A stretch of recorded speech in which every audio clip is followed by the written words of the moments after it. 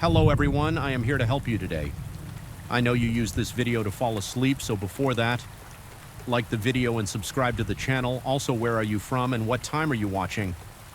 Now get comfortable and relax. The moment I stepped off the elevator that night, a chill wrapped itself around my neck, clinging to my skin like a clammy hand.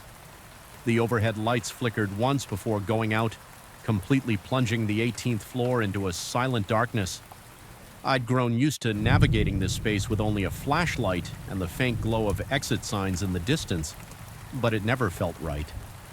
Something about this particular floor still under construction had always felt incomplete, not just in the physical sense of exposed pipes and half-demolished walls, but in the intangible sense that something else lurked there unseen and waiting.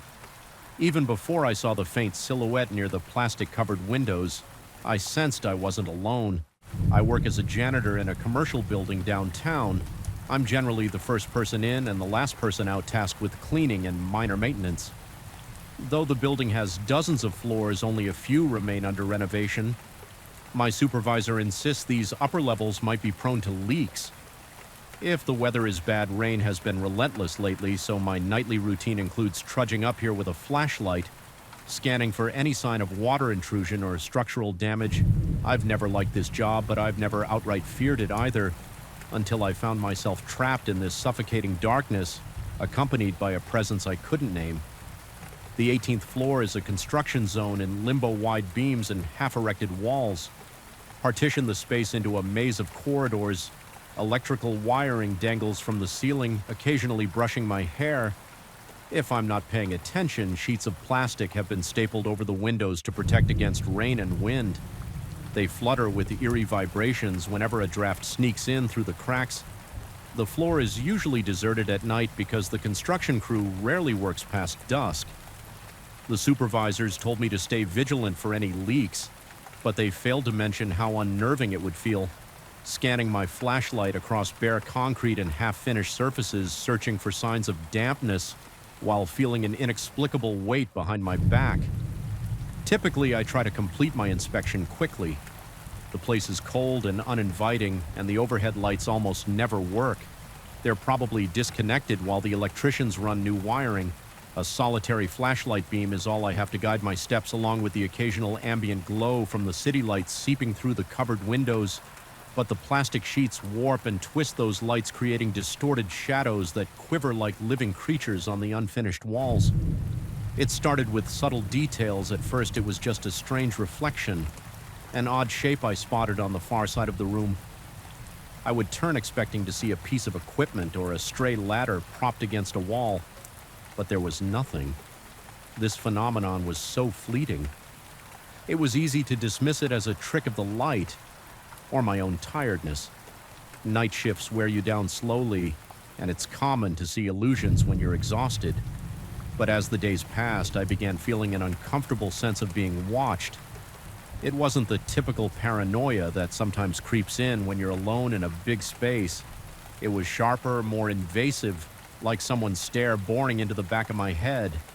Each time I pivoted around, flashlight raised, there was no one there yet. The feeling lingered just out of sight, making the hairs on my arms stand up and my stomach churn with an unsettling mix of dread and adrenaline. On one particularly wet night, I made my routine trip upstairs. The power was down and my flashlight was the only source of illumination. I tried to ignore the goosebumps forming on my forearms, telling myself it was just the cold air. The plastic sheets over the windows were billowing erratically, creating a faint, repetitive rustling sound that set my teeth on edge all at once. I noticed a silhouette. It was near the far window where a large section of plastic was taped from top to bottom. I remember stopping in my tracks so abruptly that I nearly dropped the flashlight. My breath caught in my throat as I squinted, trying to discern the shape in the darkness. It seemed like a human figure, too tall and thin to be one of the metallic beams. It didn't move at first, just stood there, barely outlined by the hazy city lights filtering through the plastic. A sudden rush of adrenaline spiked through me, and I whipped the flashlight up toward the window, but by the time the beam hit that spot, there was only the gently flapping plastic. My heart pounded so hard that I felt it echo in my eardrums. My skin began to itch with perspiration, and I gulped a shaky breath, attempting to steady myself. I chalked it up to my imagination playing tricks, but deep down I knew something was off later. The weirdness escalated while checking the far corner for leaks. I heard soft footsteps on the bare concrete behind me. They were too faint to belong to a booted construction worker, and they matched my own pace in a delayed manner like an echo. I froze, heart hammering, and focused on the sound as soon as I turned around. Silence complete and abrupt, as if whatever followed me had dissolved into thin air. That was the moment I felt real fear.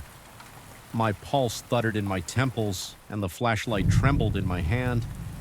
I tried to reassure myself that the building sometimes carried echoes that my own footsteps might bounce off distant surfaces. But the more I repeated that in my mind, the less I believed it. When I shared these experiences with my supervisor, he just shrugged and said something like, "Maybe you should get more sleep." Implying that I was overreacting, he did, however, mention that an electrician had complained about strange noises on that floor a few weeks prior, but no one took it seriously. They had chalked it up to rodents scurrying behind the walls. Despite my growing unease, I couldn't avoid my duty. The leaks needed to be checked, and I was the one assigned to do it. I decided that next time I'd be more vigilant, more methodical. I wanted to prove to myself there was a reasonable explanation. Maybe there was a reflective surface or an oddly placed piece of equipment creating illusions, so I arrived an hour earlier than usual, hoping the construction lights would still be on, but predictably the crew had wrapped up for the day and the floor was already plunged into darkness. With a resigned sigh, I flicked on my flashlight and stepped out of the elevator. The air felt heavier than normal. My chest tightened as though the oxygen were thinner here. I moved through the half-finished corridors, inspecting the corners for any signs of water. Each step felt loaded with anticipation. That was when I noticed new footprints on the dusty floor. They looked fresh, forming a trail that wound down the hallway. They were too large to be mine, and yet they led directly to the same window where I had seen the silhouette. My scalp prickled. I followed them, each step slower than the last, my flashlight beam trembling over the fine layer of dust. The footprints ended abruptly a few feet from the window, as though whoever made them had been lifted off the ground or simply vanished. I swallowed back a swell of panic, trying to ignore the pounding in my ribcage. I scanned the vicinity, seeking some explanation. Was there a ladder, a hidden doorway? The plastic sheet rustled, and in that moment I saw it again.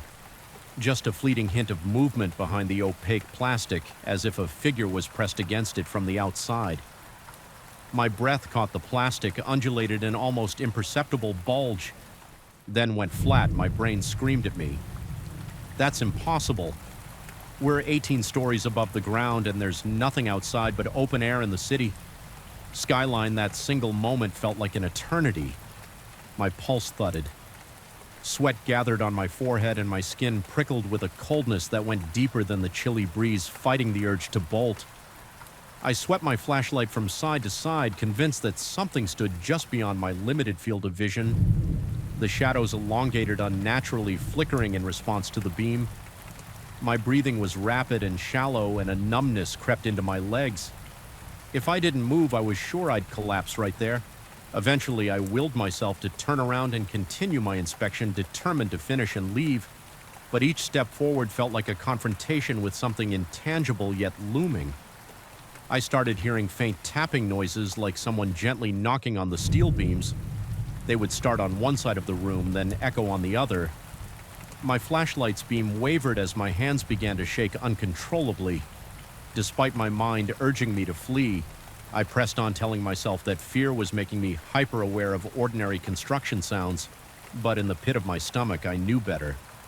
A few nights later, the tension escalated in ways that fully tested my sanity. I remember the building had been particularly empty that evening. Almost everyone else had left early due to severe weather warnings. The wind outside howled, rattling the plastic sheets like 1,000 fluttering wings. I could barely focus on the possibility of leaks anymore. My entire body was charged with dread. As I shone my flashlight along the walls, I saw them shadows that didn't align with my movement or with the few stationary objects around.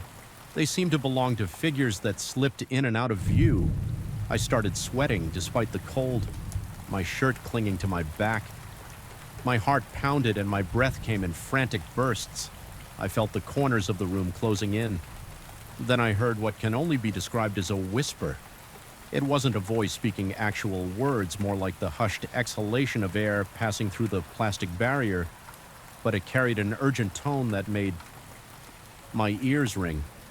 The sound wound itself around my consciousness, burrowing into my mind. My eyes darted around, searching for the source. The darkness felt alive, pressing in, and I was trembling so fiercely my flashlight threatened to slip from my grip. I tried to regain composure. I told myself I would do one final sweep and then leave at the far end of the corridor near another sealed window. I saw a ripple in the darkness as though the shadows were bending inwards. My heart hammered like a drum and my chest tightened painfully. My knees wobbled and I swallowed hard in a kind of frenzy. Desperation, I forced myself closer, determined to confront whatever I was seeing. The air turned colder with each step, and my breath came out in small, visible puffs. The corridor grew dimmer as though my flashlight were losing power.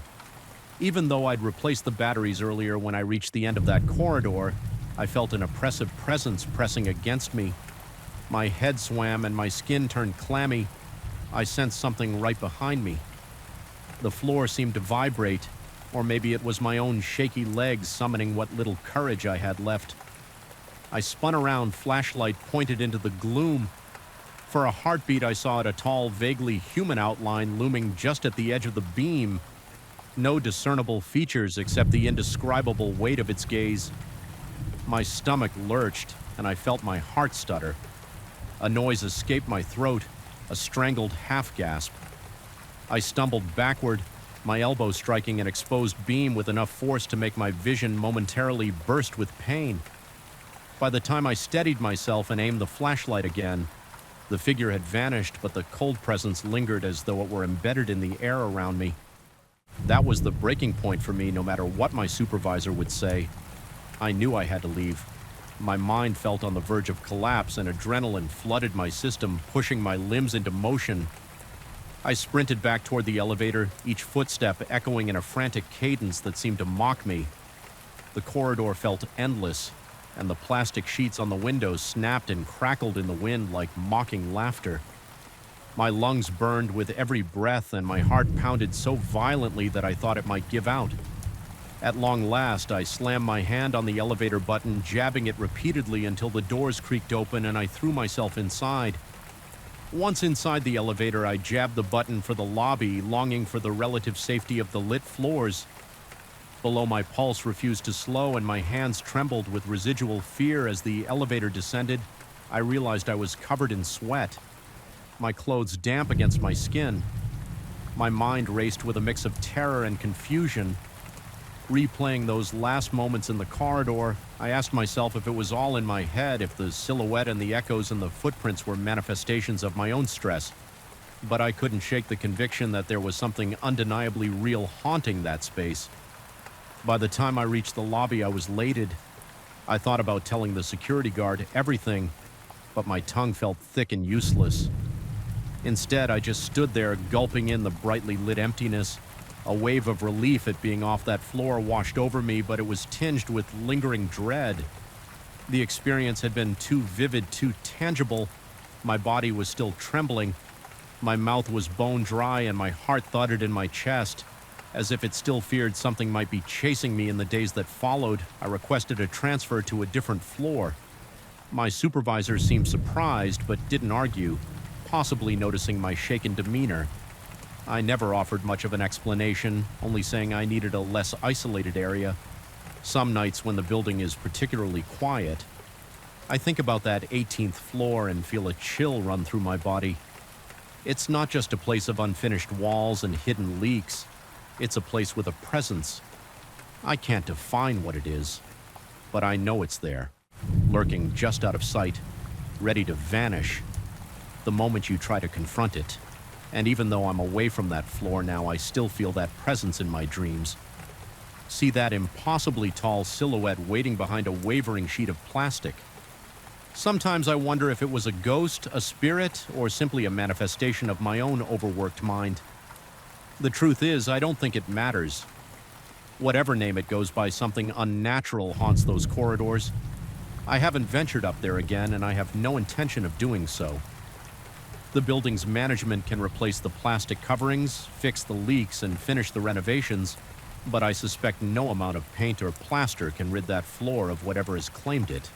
I've escaped it for now, but the memory remains looming in the back of my mind like a dark silhouette against a pale sheet of plastic. Watching, waiting, and ready to disappear the instant I dare to look straight at it. I felt something was off the moment I stepped onto the greasy concrete floor under the fluorescent shop lights. It was past midnight, and there I was on my second week working as the overnight watchman for a 24-hour mechanic shop. The owner had expanded his business to operate around the clock, hoping to attract stranded travelers from the nearby highway, but that highway was nearly empty after dark, so most nights I found myself alone, surrounded by silent cars and the occasional hiss of the air compressor. That night, the overhead lights seemed to cast bizarre shadows on the oil-stained floors, and my gut told me the place held secrets far beyond squeaking ratchet wrenches or squealing belts. I remember sitting in the small office near the front where a row of security monitors was mounted on a wall. The black and white displays gave me a strangely distorted view of each corner of the shop. It was quiet uncomfortably, so even the humming of the refrigerator in the break area felt distant, as if it belonged to another dimension. My boss had told me to keep an eye on the cameras and stay awake to greet any customer who might roll in. But I had realized by the third shift that few vehicles ever showed up after midnight. Occasionally, a blur-eyed trucker would pull in, but for the most part, the building was mine alone, and that solitude made every subtle noise echo in my ears like a warning. My job was straightforward: watch the monitors patrol the perimeter every hour or so and occasionally handle quick fixes. Like a tire pressure check or a fluid top off the pay was surprisingly decent for a night shift, which I'd attributed to the boredom factor until I started seeing lights flicker around the far corner of the yard where we stored wrecked and abandoned vehicles. At first I assumed it was just the reflection of passing headlights on the highway. After all, the road was a stone's throw away and the angles seemed right, but the flickers didn't always line up with a car passing. Sometimes I'd be gazing at the monitors and see a flash, but no sign of any vehicle. It was enough to make me get up and do a quick check outside, though nothing seemed out of place. The yard itself stretched behind the main garage, mostly enclosed by a tall chain-link fence topped with barbed wire.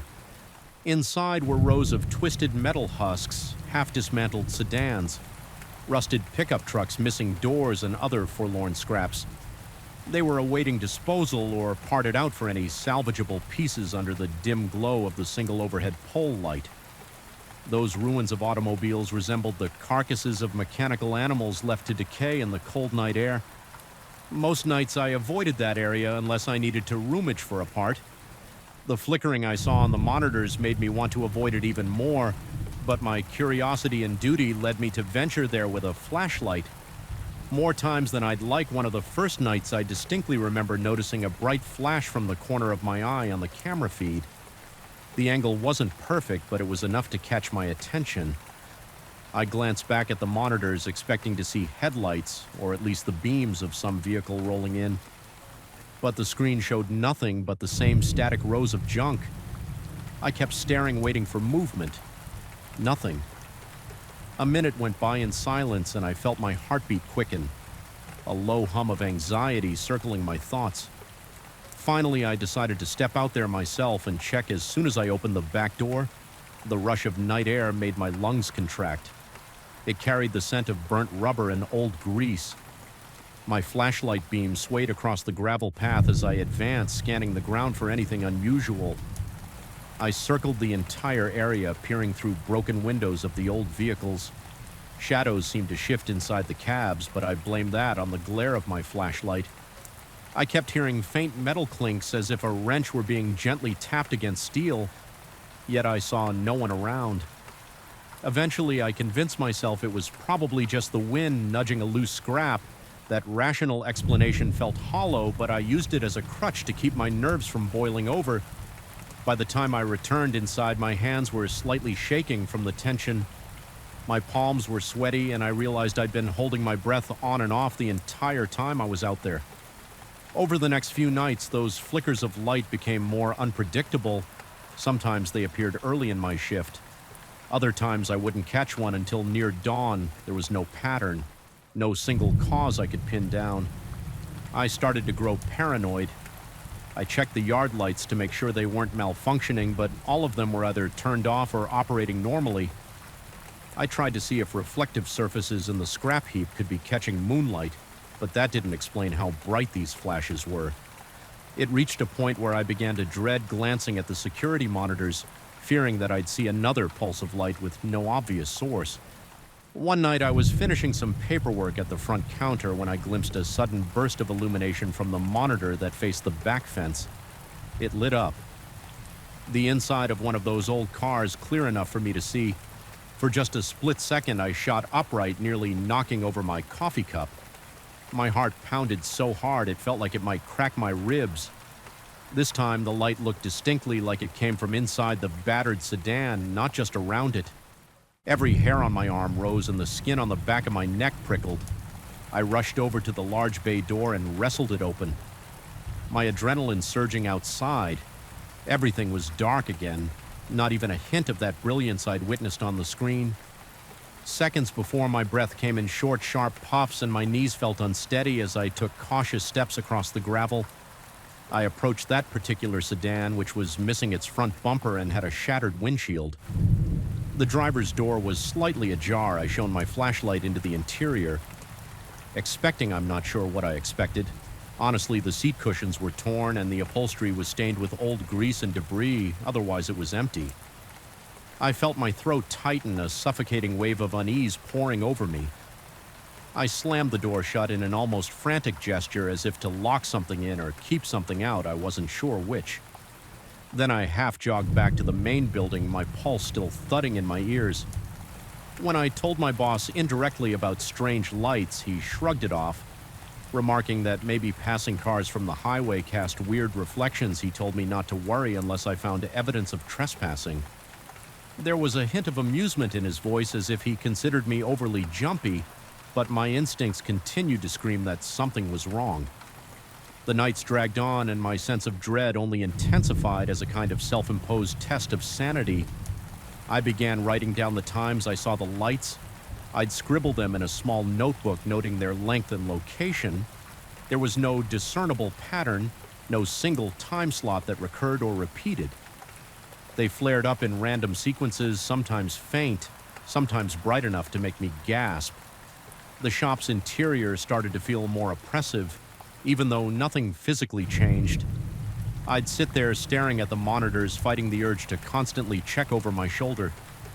Those faint mechanical noises I heard outside also became more insistent. They would start as an erratic series of metallic taps. Then I'd notice scraping sounds, as though someone were dragging a piece of metal across the cement. A few times I stepped out with a wrench in hand just in case, but I never found anyone. Each search ended the same way. Me returning to the office, nerves on edge, sweat clinging to my forehead, convinced there was some hidden presence just beyond my flashlight's reach. Eventually, my growing paranoia took a toll on my body. I noticed my breath would quicken at the slightest noise. My mouth went dry whenever I passed by the yard door. I was losing track of time. My hands began trembling whenever I looked at the camera feed. The stress twisted knots in my stomach. I was hyper-vigilant, unable to relax, always imagining movement in the dark corners or behind the half-assembled engines. I even started questioning my own reflection in the shop's glass walls. I'd see my face and flinch at the wild, tired eyes staring back. One particularly eerie moment occurred around 3:00 in the morning. On my 8th shift, I was walking past one of the station bays when I caught a glimpse of what I thought was a reflection in the side mirror of an old van. At first, it looked like a vague human silhouette, but when I moved closer, it vanished. I inhaled sharply. Stumbling back, my heart hammered in my chest, and a cold bead of sweat rolled down the side of my face. I leaned in again, shining my flashlight directly on the mirror. Nothing, it was just a smudge of grime, but for that half second I could have sworn I saw a figure lurking behind me the next day. I asked a coworker during the quick overlap of our shifts if he'd experienced anything strange in the yard. He shook his head and said he hadn't noticed anything, but he added that one of the old vehicles had a rumor attached to it, something about an electrical glitch that caused the headlights to flicker. Unexpectedly, he suggested that might be the cause of the lights I was seeing, though he had no concrete proof. That rumor gave me a small lifeline of logic to cling to. But deep down, I wasn't convinced. The flickers I saw never quite looked like headlights, and they came from various spots, not just one. Still, I latched onto that explanation in desperation, hoping to maintain some semblance of reason. Another week crawled by. My anxiety grew so thick I felt like I was swimming in it. The flickers continued in that random pattern, and the metallic sounds became an almost nightly occurrence. At times I thought I heard faint whispers, but that could have been the air compressor or the wind sneaking through the cracks in the wall. My brain latched onto every possibility to keep the idea of an intruder, or worse, a supernatural presence at bay. In those nights, I felt my sanity teeter on the edge. Then came the night that almost broke me. It was just after 2 in the morning. I was in the office, half dozing in my chair, lulled by the constant buzzing of the overhead bulbs. Suddenly, the monitor that showed the row of dented sedans erupted in a violent flare of light. It wasn't just a flash. It was like a strobe pulsing a few times, bright enough that the entire camera feed went white. I jolted awake, adrenaline crashing through me so hard my vision momentarily blurred. My heart thumped in my chest as I stared wide-eyed at the screen. Slowly, the brightness faded, revealing the cars again in their usual positions. But one detail had changed. A particular sedan's trunk was now open. That trunk had definitely been closed before my legs felt like they were made of cinder blocks. When I forced myself to head out there, my flashlight trembled in my grip as I stepped carefully around the scattered debris in the yard. Gravel crunched under my boots, each step echoing in the silent darkness. The night air was thick, carrying a faint aroma of gasoline. I approached the sedan with the open trunk. The lid was raised high as if someone had forcibly popped it. I shone my beam inside and saw nothing of note, just a spare tire, some broken plastic, a layer of dust. Yet I felt a wave of dread that went beyond rational explanation, as if something intangible were looming around me. The temperature felt colder near that trunk. My teeth chattered and I realized I was trembling all over. Suddenly, from behind me, a wrench clattered to the ground. The sound was so sharp I nearly dropped my flashlight. I spun around, shining the beam wildly.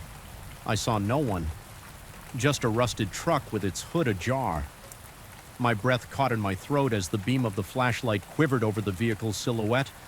I took a tentative step toward the wrench on the ground. It looked old, covered in rust, as if it had been lying somewhere in the yard for years. Had it simply fallen off a ledge or a car's engine block, possibly? But in that moment, every nerve in my body screamed that it was meant for me to find, meant to scare me or warn me or something equally horrifying. I couldn't stand there anymore. My heart slammed against my ribs and my body was on the verge of panic. I whipped around and made a beeline back toward the garage. Once inside, I slammed the door shut behind me, my breath coming in ragged gasps. I leaned against the wall, sweating, feeling the undeniable thud of my own pulse. I questioned whether any of this was real or if I was losing my mind from the tedium and isolation, but the open trunk, the wrench, those were real, tangible signs that I wasn't just imagining lights and sounds. I spent the rest of that night in near constant motion, pacing back and forth through the shop, occasionally flicking the lights on and off, as if that might reset the building's energy. Each time I caught my reflection in the windows, I looked gaunt and frantic, like a cornered animal. Every creak of metal or groan of a distant engine made me jump. Whenever the security screens flickered from the occasional glitch, my stomach lurched, expecting another burst of impossible light. Morning eventually arrived. The sky turned a muted gray before the first hints of pale sunshine filtered in. My relief shift came in, and I told him without much detail that I'd had a rough night. He gave me a puzzled look but didn't press. I didn't want to sound unhinged. Instead, I hurried out of there. the tendrils of dread still clinging to my mind as I drove home. The entire day I couldn't shake the feeling that the shop's atmosphere had seeped into me, leaving behind a residue of unease. I returned the following night determined to keep it together. My plan was simple: do my rounds, document any unusual sightings, and avoid letting my imagination run wild. The first couple of hours were uneventful then. As expected, I noticed a faint flicker from one of the monitors. No big flash, just a small pulse of light near the fence line. I decided to face it, hadn't if I could prove there was nothing physically there. Maybe I could sleep easier. I marched outside, my breathing deliberately steady as I neared the fence. I heard a metallic whisper, a barely audible scraping. My heart sped up, but I forced myself to keep going. Then I saw it, a faint glow like a single weak headlight emanating from behind a stack of dented steel doors. I edged closer, my flashlight bobbing over the ground. My stomach twisted in knots. Every step kicked up dust that swirled around my feet. The glow began to fade as I approached, so I quickened my pace. By the time I rounded the pile of doors, I found nothing. Just the cold fence, some scattered tools, and absolute darkness. My beam revealed no footprints but my own. That was when I sensed movement behind me. I spun around, bracing for an intruder, but instead of a person, I saw something like a twisting silhouette of light, slithering between two cars, vanishing. Around a corner, my heart hammered so violently I thought it would burst. I yelled out a shaky warning, though it was more a plea than a threat. Sweat streamed down my forehead and my mouth went desert dry. My instincts shouted to leave, to run, to never come back yet.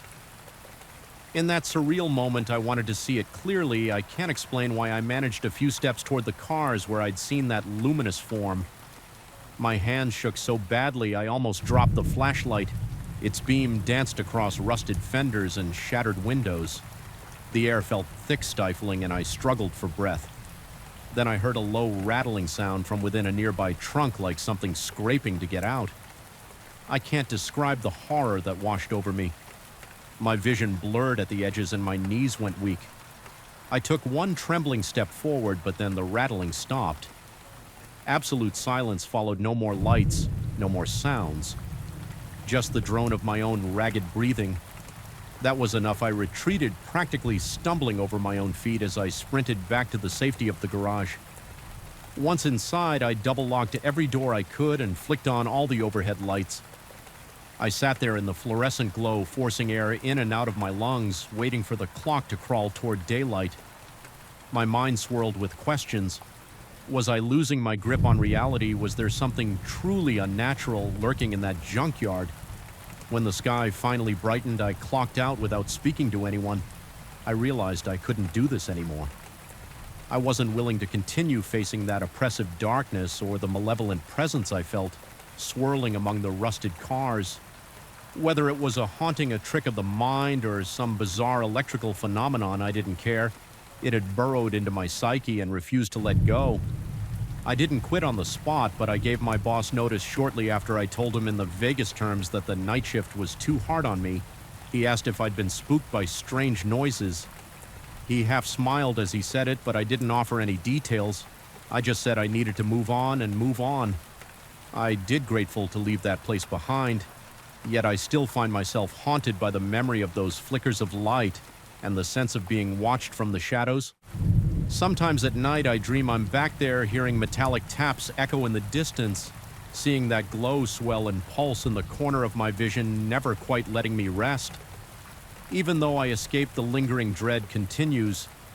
Every time I pass a mechanic shop or drive by a junkyard, my pulse races and my palms start to sweat, and I'll never forget that final image. The trunk rattling as if something inside was desperate to get out. I didn't stay to find out what it was, or if it was even real in any conventional sense. All I know is that it changed me. Something in that yard was more than just old steel and broken glass. It still feels alive in my nightmares, flickering like a silent warning that some doors and trunks are better left unopened. I felt the weight of the night press against my lungs. The first time I heard that creaking above me, it was a noise like an ancient wooden plank protesting each step. but at 2 in the morning in a deserted workshop, it resonated like a hammer blow in the silence. My heart lurched every time it happened, skin prickling with an electric tension that wouldn't quit. It was an intrusion, a breach into the sense of routine I clung to in those lonely hours. Something was up there, I told myself, though. The owner insisted otherwise. Even when he told me nobody had set foot in that attic for years, the echoes of footsteps overhead told me a different story. I started this job a few months ago, tasked with minding the machines at night in a small family-owned metal workshop. The place wasn't much at first glance. Corrugated metal walls, concrete floors stained with oil, and an open layout with welding benches at the center and the rear, hidden behind steel shelves stacked with raw materials. There was a narrow wooden staircase leading up to a heavily padlocked door. The owner always kept it locked, claiming it was just a storage loft crammed with outdated parts and useless equipment. He looked dismissive whenever I mentioned a faint pounding above my head, as though he had heard it all before, yet chose to shrug it off. I understood it as his way of maintaining peace, but the brush-off only fueled my curiosity. Most nights my shift began around 10. The workshop would be deserted by then, except for occasional overtime by day shift workers who left around midnight if they had a backlog. Once I was alone, the air seemed to grow heavier. The overhead fluorescent lights flickered with an intermittent buzz, and the cool night air seeped in through the old windows, carrying with it the scent of rust and grease. I like to work in relative quiet, just the hum of the lamps and the soft click of my protective headphones. If I ran any machine checks yet after a couple of weeks, that serenity I found so comforting was shattered by the faint footfalls that seemed to pace directly overhead. At first I tried to rationalize it. Old places creak, especially with shifting temperatures at night. I told myself the wood was expanding or contracting, but these were not random squeaks or the gentle popping of ancient beams. They were measured steps one after another, as if someone were walking in circles. It gave me chills, and I realized my breathing had grown shallow.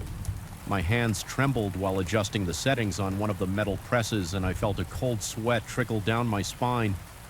Each time I looked around the workshop, all I saw was empty space, silent machines, and half-finished metal frames waiting for final welding.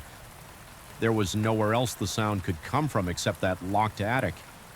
I confronted the owner, indirectly mentioning I heard weird noises and asking if someone had permission to use the attic at night. He responded in a calm but dismissive tone that nobody had been up there in ages. He didn't elaborate, and I decided not to press the subject further still. I couldn't shake off the feeling that something about that loft was deliberately hidden.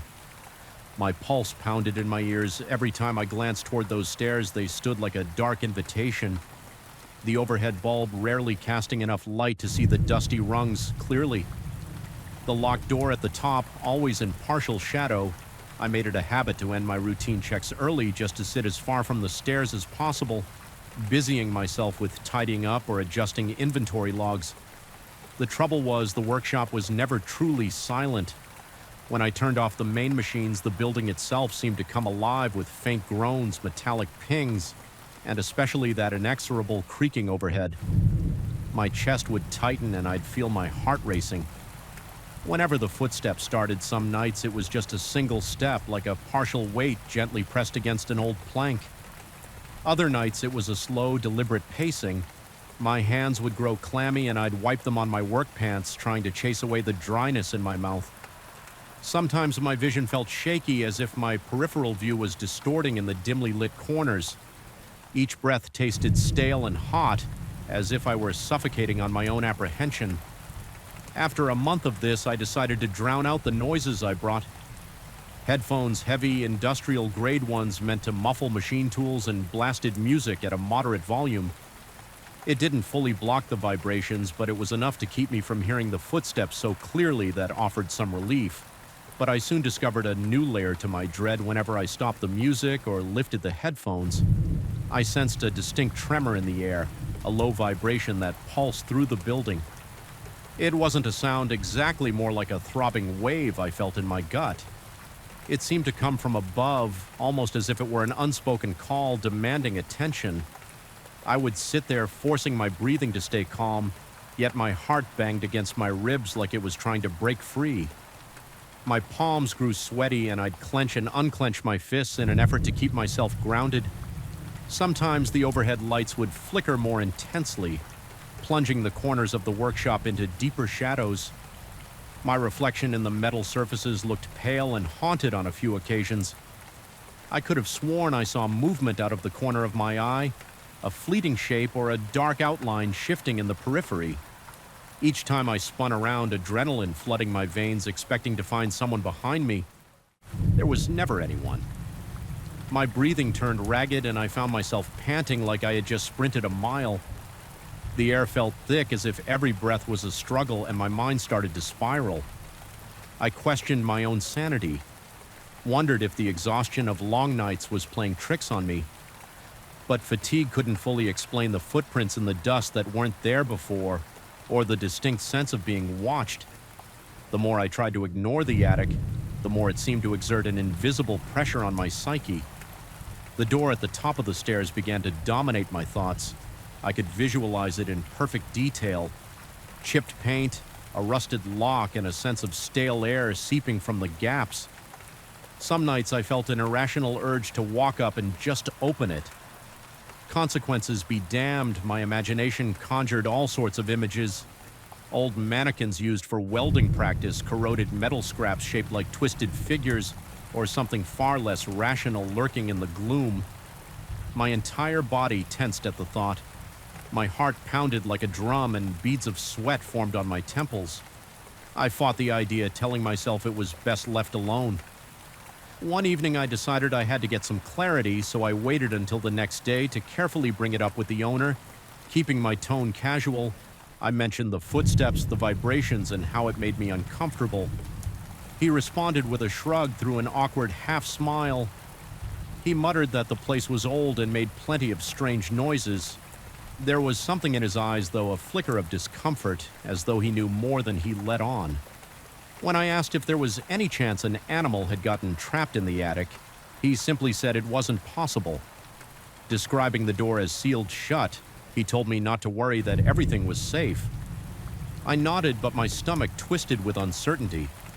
The conversation left me more uneasy than before, as if I'd brushed against a hidden truth. He was desperate to bury that night. I couldn't concentrate on my normal routine.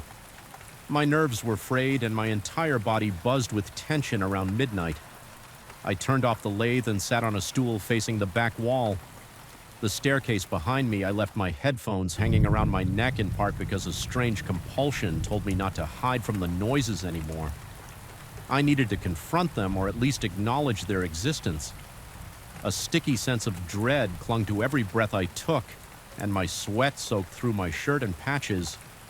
The minutes seemed to drag my chest, tightening whenever the building settled or a pipe rattled. Eventually, the footsteps started again, slow and purposeful. Exactly above my position, I felt them in my rib cage, my breath stuttering with each resonance. My mind spun with questions. Was it a person? A ghost, my own imagination? The anxiety was almost paralyzing my limbs, heavy as if weighed down by invisible hands. But something changed that night.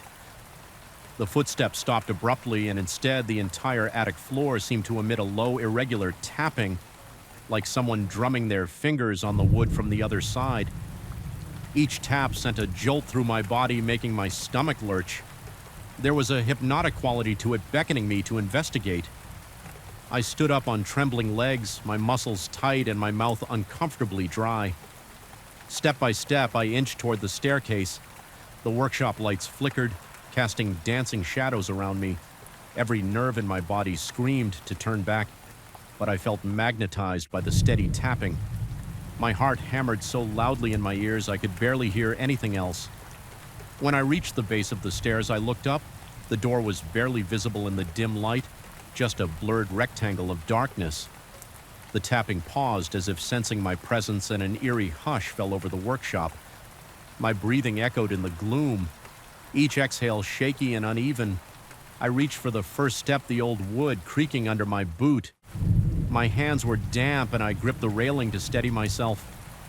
Halfway up, I smelled something stale, a stagnant air, almost metallic, that prickled the back of my throat. My vision blurred for a second, and I had to blink to clear the haze. It felt like the entire building held its breath along with me. My body tensed, anticipating something to lunge from behind that door. I listened, but there was only silence. No footsteps, no tapping. Just the suffocating weight of the night pressing against my senses. I realized with a start that the padlock was unlatched. It wasn't hanging open, but it definitely wasn't locked. My heart thudded again, and I contemplated the possibility that the owner had come here earlier. The fear and anticipation mingled into a swirling knot in my stomach. I felt a wave of cold sweat break across my forehead as I placed a hand on the door. The wood felt chilled, and for a moment I imagined something pressing back from the inside. That single thought made me yank my hand away. My lungs burned as if I'd been holding my breath for too long. I could sense a presence on the other side, but I was too terrified to push the door open. In that moment, the overhead lights flickered again, plunging the bottom of the stairs into near darkness. Instinctively, I recoiled, nearly stumbling down the steps. My heart pounded violently, and I felt faint. The rational part of me insisted I should leave it alone, get out of there, pretend I never found the padlock unlatched. Yet the intangible lure still beckoned, summoning what little courage I had. I knocked softly on the door, the sound echoed in the confined space, and a moment later I heard a faint shuffle like something sliding across the attic floor. The presence was real. My skin crawled and my knees almost buckled. I realized I was shaking, adrenaline pumping through my veins in a heartbeat. A wave of dread flooded me. Fear sank its claws into my brain, telling me to run. And so I scrambled down the stairs, practically leaping the last few steps. My chest was heaving, lungs grasping for air as if I just sprinted a marathon. I fled toward the main exit, fumbled with the lock, and burst out into the cool night air. Outside, the moonlight felt painfully bright, and the breeze on my skin felt harsh. My heart still slammed against my ribcage, and I noticed my fingers trembling as I reached for my phone. To check the time, it was only half midnight. My shift technically wasn't over, but there was no way I was going back in there. Alone the next day, I confronted the owner once more, describing how I found the padlock unlatched and heard. Old secrets stay locked away for good reasons. His tone hinted at guilt or fear, perhaps both unmistakable movement. He listened with an inscrutable expression, then stated indirectly that sometimes there was no apology, no explanation, just a guarded acknowledgement that there might be more to that attic than old parts. I felt an undercurrent of warning in his words, as though he was telling me not to push further. I should have quit right there, but financial obligations made me stay for one more shift, determined to keep my distance from that staircase. The sense of foreboding only grew. Each machines were felt ominous. Each flicker of the overhead lights made me jump when I finally shut down the workshop around 11. I couldn't bring myself to linger. I locked the entrance from the inside, intending to leave through the back door. After a final inspection, my hands were unsteady as I signed the night log. My heartbeat echoing in my ears, a drop of sweat trickled down my temple as I headed toward the rear eyes, darting to the right. Every time I heard a clank or shuffle, all the while the attic loomed overhead like a dark secret waiting to be discovered. I passed the stairs, refusing to look up. An oppressive energy radiated from that corner, a silent reminder of the locked or perhaps unlocked door. My pulse quickened in protest. I hurried to the back door, tugged it open, and stepped out into the empty lot behind the workshop. The night sky was clouded, offering almost no light. As I turned to close the door, I felt a slight vibration under my feet, as if the entire building sighed. A chill coursed through me, and I had to swallow against the dryness in my throat driving home. I kept glancing in the rearview mirror, half expecting to see something peering at me from the back seat. My paranoia had reached a fever pitch, and I wondered if I was losing my grip on reality. Sleep eluded me that night, my mind replaying the footsteps and that intangible presence behind the attic door. Even with exhaustion tugging at my eyelids, my nerves were too raw to let me rest. Every shadow in my room felt like it might contain a hidden form, waiting for the right moment to reveal itself. Ultimately, I decided I couldn't keep doing that shift. The workshop seemed to have seeped into my thoughts, infecting my nights with the possibility that I'd carry whatever lurked there home with me. I realized that staying would force me to confront whatever was in the attic, or worse, try to ignore it until I unraveled my final shift. I simply walked in, handed the owner my resignation, and left before the sun had fully set. I didn't look back. Even now, I can't shake the feeling that something in that attic reached out to me, that it wanted me to open that door sometimes. In the quiet of early morning, I relived the sensation of those footsteps resounding over my head, or that slow rhythmic tapping that seemed to taunt me. And in those moments, my heart pounds, sweat beads on my forehead, and I sense an unspoken question echoing in my mind. What would have happened if I had turned that knob? There's no comfort in that speculation, only a lingering dread that twists my stomach. I suspect the workshop remains the same. Locked doors, silent corners, and footsteps pacing in the dark above whatever is in that attic. It's still there, patiently waiting for someone else to listen. It struck me the moment I entered that hallway like an icy hand pressing against the back of my neck, even before I saw the slightly lifted edge of the canvas covering that old portrait. I could feel something was off the air. Felt too dense, clinging to my face, and I sensed a faint buzz in my ears as though the place itself was vibrating with anticipation. I remember telling myself it was just another shift at the cultural center, an ordinary night spent patrolling rooms that were all but abandoned once the guests were gone.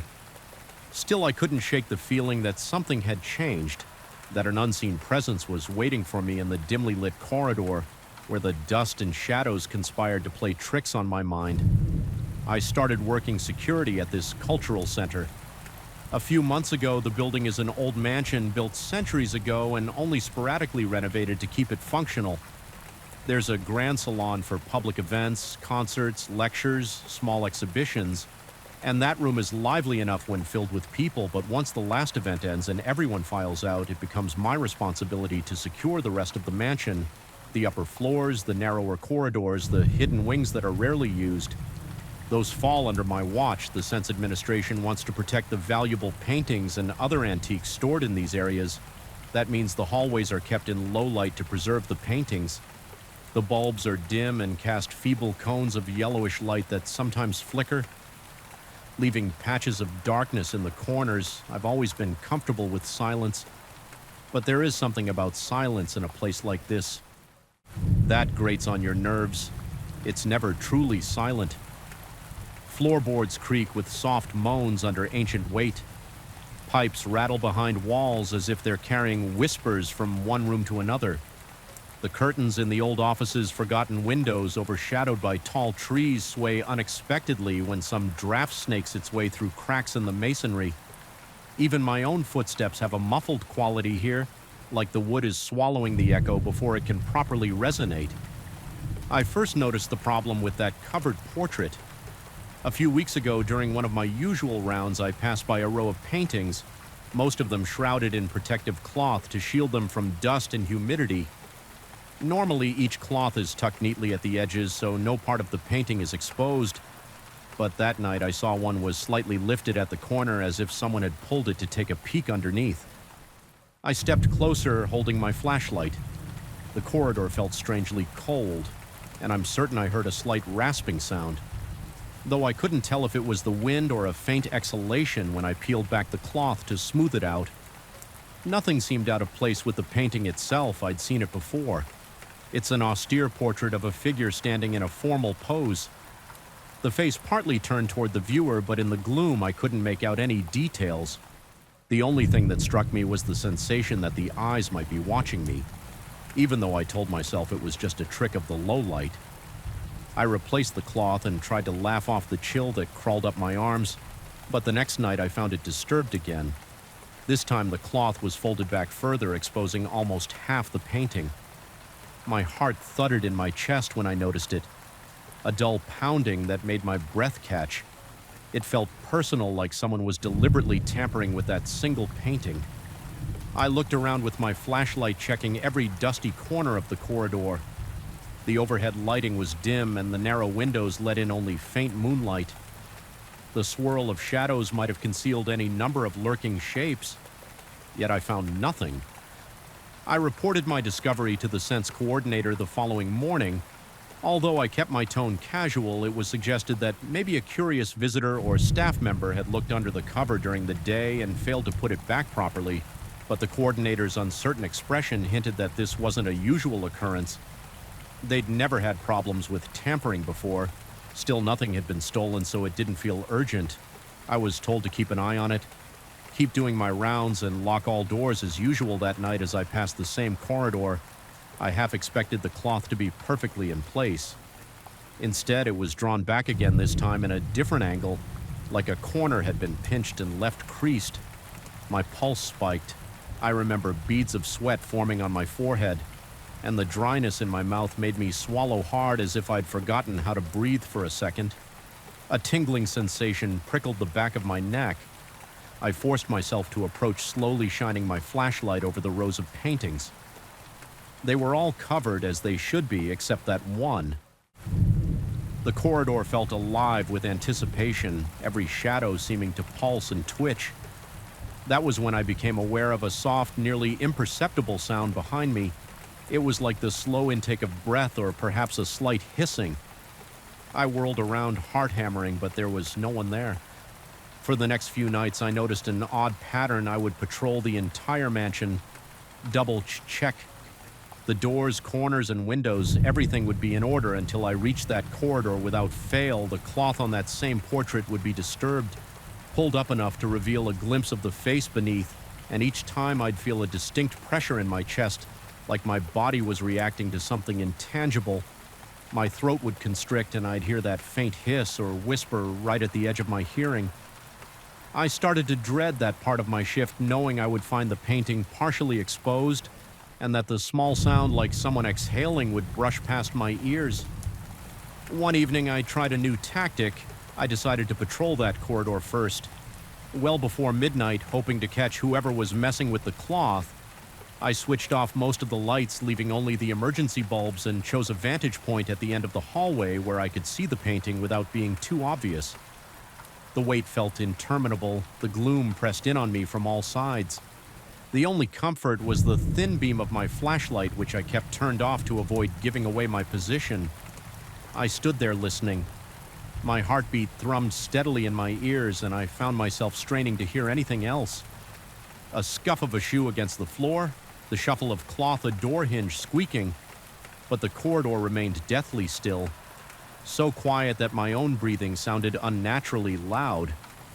After what must have been half an hour, I felt a sudden wave of discomfort, a prickling behind my eyes that made me blink. Rapidly, an odd notion seized me. The painting wants to be seen. I dismissed the thought immediately. It was nonsense, I told myself. But no sooner had I quelled that notion than the corridor's overhead lights flickered, plunging me into near darkness in that split second of flickering illumination. I could have sworn I saw the cloth lift as if tugged by invisible fingers. I lunged forward, flashlight beaming. The light steadied, and I found the cloth in the exact same position, completely covering the painting.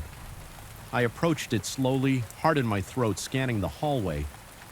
My hands were sweating so much that I almost dropped the flashlight with trembling fingers. I brushed over the cloth to confirm it was, in fact, undisturbed. It was perfectly smooth. No corner folded, yet my instincts insisted something had moved. The surge of adrenaline in my veins left me shaky and alert. For the rest of the night, I barely closed my eyes. Once my shift was over, haunted by the memory of that flicker and the intangible presence I felt in the gloom. Over the following days, the activity ramped up. Doors I knew I had locked were found slightly ajar. Light switches I'd flicked off, turned themselves on my radio used to communicate with the staff, emitted a crackling static. Whenever I passed near that corridor once while walking through the main salon after an exhibition, I heard a soft scraping noise coming from the balcony overhead. Each step I took brought me closer to a feeling of dread, as if I were inching towards something that wanted me to fail, to give up, and flee. The portrait incident became almost nightly. Sometimes the cloth would be lifted just an inch or two. Other times I'd find it pulled halfway up, revealing the figure's stern face. The painting depicted a person clad in dark clothing from a bygone era. Posture, stiff eyes, painted with meticulous detail. Those eyes always seemed to bore into me. Even though each time I forced myself to look, I saw the same flat expression. Yet there was a moment, fleeting but horrifying, where I swore the eye shifted a minuscule change, like the slightest tilt of a pupil as if focusing on me. With faint recognition, I started experiencing physical symptoms of stress. My heart pounded incessantly, often at random moments. My breathing grew shallow the instant I turned a corner. Sweat broke out on my forehead for no reason. Other than remembering that corner of the mansion, my appetite dwindled, replaced by a knot of anxiety in my stomach. Each night I'd arrive from my shift bracing for another sign, another manifestation of whatever was toying with me. My rational mind told me it was a series of coincidences, a problem with the old building's wiring a caretaker or staff member forgetting to properly cover the painting, but the mounting series of strange occurrences eroded that logic. I felt watched at every turn. Once near the end of my patrol, I was finishing up in the storeroom when I caught a glimpse of movement near the door. Just a quick flicker at the edge of my vision, I whipped around and saw nothing. Just a dark corridor stretching away, but I felt a chill gather along my arms and spine, making every hair stand on end. I marched back to the corridor with the painting nearly sprinting, prepared for the cloth to be disturbed, and it was more than disturbed. The covering had been flung aside, completely revealing the painting in all its grim detail. My breath hitched, a cold sweat slicked my palms, and it felt like my heart was shaking. My entire rib cage, for some reason, it was the figure's left hand that drew my attention. This time painted in a tense, almost claw-like position as though gripping an unseen object. It looked so close to reality that I half expected it to reach out and grab me. I can't pinpoint the exact moment when I started questioning my sanity. Maybe it was that night. Maybe it was the next when I heard what sounded like a low murmured voice in the corridor that seemed to whisper words I couldn't quite decipher. The hush was reminiscent of someone gently blowing into the ear of a person sleeping. I would turn quickly, shining my flashlight, but there would be no one there. Only that looming painting with its figure half hidden in shadow. I began suspecting that the building itself might be influencing me, playing on my fears each night. The mansion's corridors seemed longer, the corners darker, and the paintings heavier with some intangible weight. When I walked, it felt like the walls themselves were closing in, pushing me toward that cursed portrait. My dreams became plagued with images of shifting eyes, flaking paint, and a soft breath that caressed the back of my neck. During the day, I would tell myself it was only exhaustion, that I needed rest. But at night, each time I set foot in that corridor, my senses lit up with raw fear. The crescendo came about a week ago. I was making my final round, determined to lock up and depart quickly. My heart was already racing from the moment I entered the mansion. I navigated through the main salon, up the old staircase, and into the shadowy corridor where the portrait waited. This time I felt the presence before I even saw the painting. The air was dense, almost suffocating. The overhead lights flickered again, providing only sporadic illumination. My skin prickled with electricity and a wave of nausea rolled through my stomach. When I reached the painting, the cloth was gone, not folded, not tossed aside, completely gone. My chest tightened and cold sweat trickled down my temples. I stood there, flashlight shaking in my grip, trying to steady my breath. The painting's figure seemed more vivid than ever under the feeble light. The face bore a severe expression, lips pressed thin. The eyes were so skillfully painted that they seemed to shimmer with cunning. I felt pinned under that gaze, unable to look away at that moment. Every light in the corridor died, plunging me into total darkness. I froze, heart pounding. My flashlight flickered and threatened to go out in the suffocating blackness. I heard it distinctly, a breathy whisper inches from my ear, as if the figure in the painting stood beside me. It was a single exhalation, long and drawn out. My throat tightened so much I could barely swallow. Fighting panic, I flicked my flashlight back on its narrow beam, trembling over the painting. The lights overhead stuttered back to life, revealing that the cloth was now crumpled on the floor. something that hadn't been there just a second before. I felt a surge of raw terror. Adrenaline coursed through me, leaving my entire body taut and ready to bolt. I forced myself to bend down and pick up the cloth. My hands trembled uncontrollably and my breath came in shallow gasps. Every instinct screamed for me to run to leave the mansion and never return. But with shaking resolve, I flung the covering back over the painting and secured it tightly around the edges, muttering in my head that it would stay that way. This time, a wave of dizziness crashed over me, and for a moment I feared I would collapse right there in the corridor, overshadowed by that dreadful portrait. Then, just as I studied myself, the whisper sounded again, a low guttural moan that grazed the edge of my hearing. My muscles tensed, and I felt an overwhelming urge to tear my gaze away and sprint toward the exit. Somehow I managed to regain enough composure to retrace my steps as I moved the corridor behind me. Seemed to pulse with energy as if the painting itself was beckoning me to return. My vision swam and I had to remind myself to breathe, inhale, exhale, keep walking. By the time I reached the front entrance, my knees were so weak that they nearly buckled. I locked the doors, fumbled with the keys, and stepped outside into the night air. The relief was immediate. The open space, the distant hum of city lights, the gentle rustle of leaves. It all felt like salvation compared to the oppressive force inside. I haven't reported this last episode to anyone. They'd think I'm losing my mind, or they'd laugh and chalk it up to lack of sleep. But I know what I felt that breath against my ear was more real to me than any logic or explanation could dismiss. It convinced me that something in that mansion, something bound to that portrait, is aware, and it is not friendly. I can't explain it rationally, but I feel it pulsing through the halls. Every time I step inside, I still work here. I still patrol the corridors and check on the paintings, but now I do it with a new weariness. Always wary of corners and half-lit rooms, sometimes when I pass the corridor with the covered painting, I swear I hear that slow whisper again, trailing behind me like an echo of a nightmare. I can't quite escape. The cloth hasn't been moved lately, but I catch myself scanning the edges. Certain I'll see it curled or lifted, every nerve in my body remains on high alert, ready for the slightest shift in the darkness. I wonder if it's the building eroding my grip on reality, or if there truly is a presence lurking within those ancient walls. Either way, every night I leave with my heart-pounding ears keenly attuned to any hint of that baleful exhalation, and when I finally lock up and escape into the reassuring lights of the outside world, I can't shake the sensation that whatever hides beneath that cloth is waiting for the right moment to be unveiled again, waiting to remind me that some places harbor shadows that can't simply be explained away, or locked behind doors, and that no matter how tightly you tuck the covering, some things refuse to stay hidden. I still remember the first moment it struck me that something was profoundly wrong. It was near the end of my usual midnight round, and I was in one of the older corridors of the student residences. The stale air smelled faintly of dust and disinfectant. The overhead lights flickered to life in quick succession as I walked.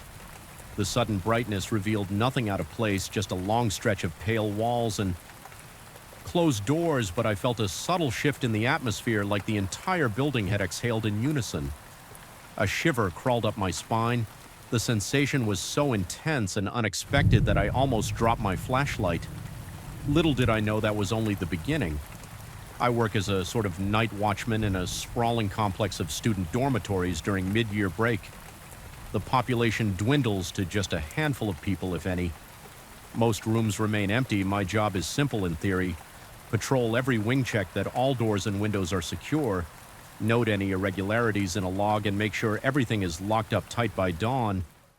It was usually quiet, just me trudging through deserted corridors accompanied by the mechanical hum of ancient ventilation systems. But this year, something changed. I can't say exactly what or why, but the silence felt heavier, more oppressive, and the shadows in the corners seemed to stretch farther than they did before. At first, the stranges took the form of minor anomalies, a sense that the automatic lights were turning on in corridors long after I'd left them. Even though they should have remained dark unless triggered by motion, I would check my notes and see that I had been nowhere near those hallways for hours. And yet when I entered the ceiling, lamps would already be lit, as if someone had just walked through with the entire building mostly deserted. I assumed maybe the sensor system was faulty, but a creeping feeling told me it was something else. I started noticing other signs too. The pale glow of an emergency exit sign would flicker as I approached, sputtering in and out like Morse code. Once I heard a faint clink from somewhere behind a closed door. My heartbeat ramped up and I pressed my ear to the wood. There was nothing, just the slow, methodical beat of my heart pounding in my ears and my shallow breathing. I unlocked the door, stepped inside, and found the small room entirely empty. Just 4 bare walls, no furniture, no occupant, not even a stray box. The silence was suffocating. My palms felt clammy and an unmistakable tension clenched at the muscles in my shoulders. I never considered myself a jumpy person, but every nerve in my body was on alert. After a week of these tiny disturbances, I began feeling jumpy all the time. It started to affect my sleep by the time I arrived for work.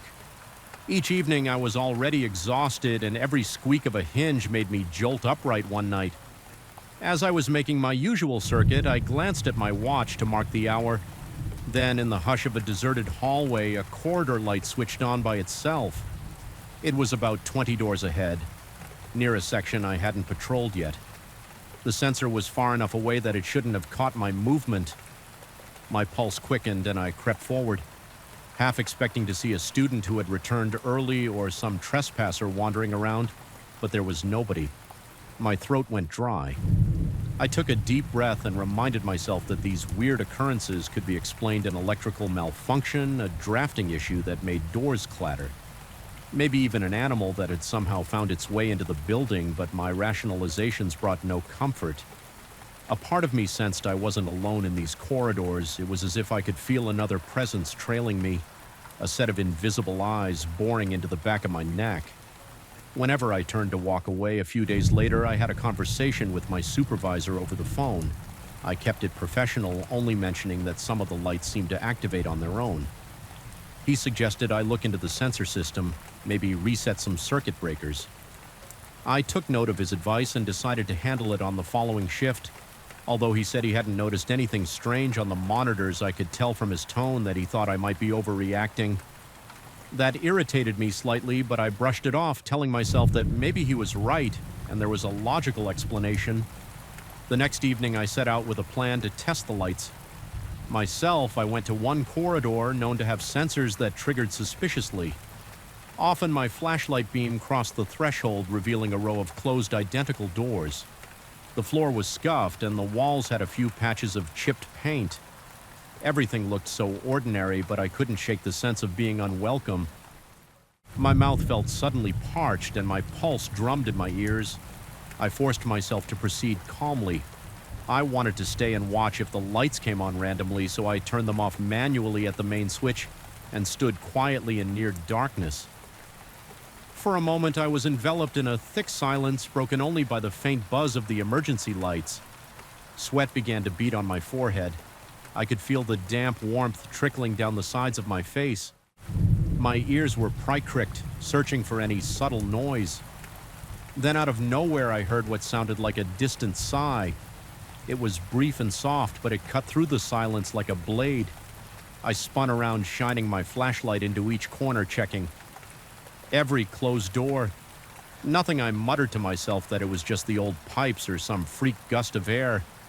Yet I couldn't get that noise out of my mind before I could decide on my next move. The lights blinked back on, startling me enough that my flashlight slipped from my hand and clattered to the floor. My heart hammered like it was about to leap out of my chest.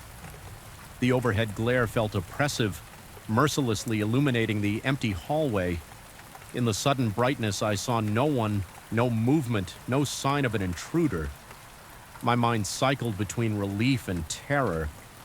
Relief that there was no immediate threat, and terror because something had triggered those lights. At that moment, I knew I was dealing with something beyond circuit malfunctions. As the days wore on, I grew more desperate for an explanation. I tried meticulously locking certain doors, only to find them ajar. By the time I returned, I heard more sighs, sometimes from behind me as I walked, sometimes seeming to come from just around the next corner. My reactions became visceral, My legs would tense up, ready to run.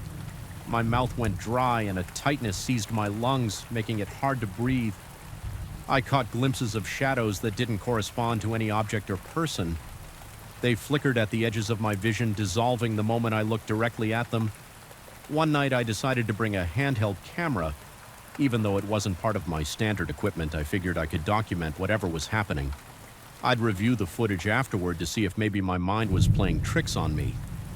The campus budget lighting cast long, wavering shadows down the narrow corridors, giving everything a distorted look through the camera lens.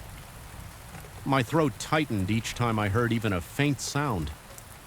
I remember focusing on an empty door frame that used to belong to a student lounge. It was a large open room with a big window that looked out onto the courtyard, perfectly normal by day, but terrifying by night. When nothing but silhouettes filled the glass, I scanned the camera across the room's interior. It was vacant, lacking any furniture because most of it had been moved out during renovation. My hand shook slightly from the tension. At one point, I thought I caught a shape gliding across the far side of the room, but when I pressed my eye to the viewfinder, all I saw were the outlines of the walls. When I played the footage back later, the camera showed only a blur in the corner. It might have been dust in the lens flare, or perhaps an artifact of the poor lighting. I wasn't sure which possibility frightened me more, that there was something lurking out of sight, or that my imagination had escalated to the point I was conjuring phantoms from nothing.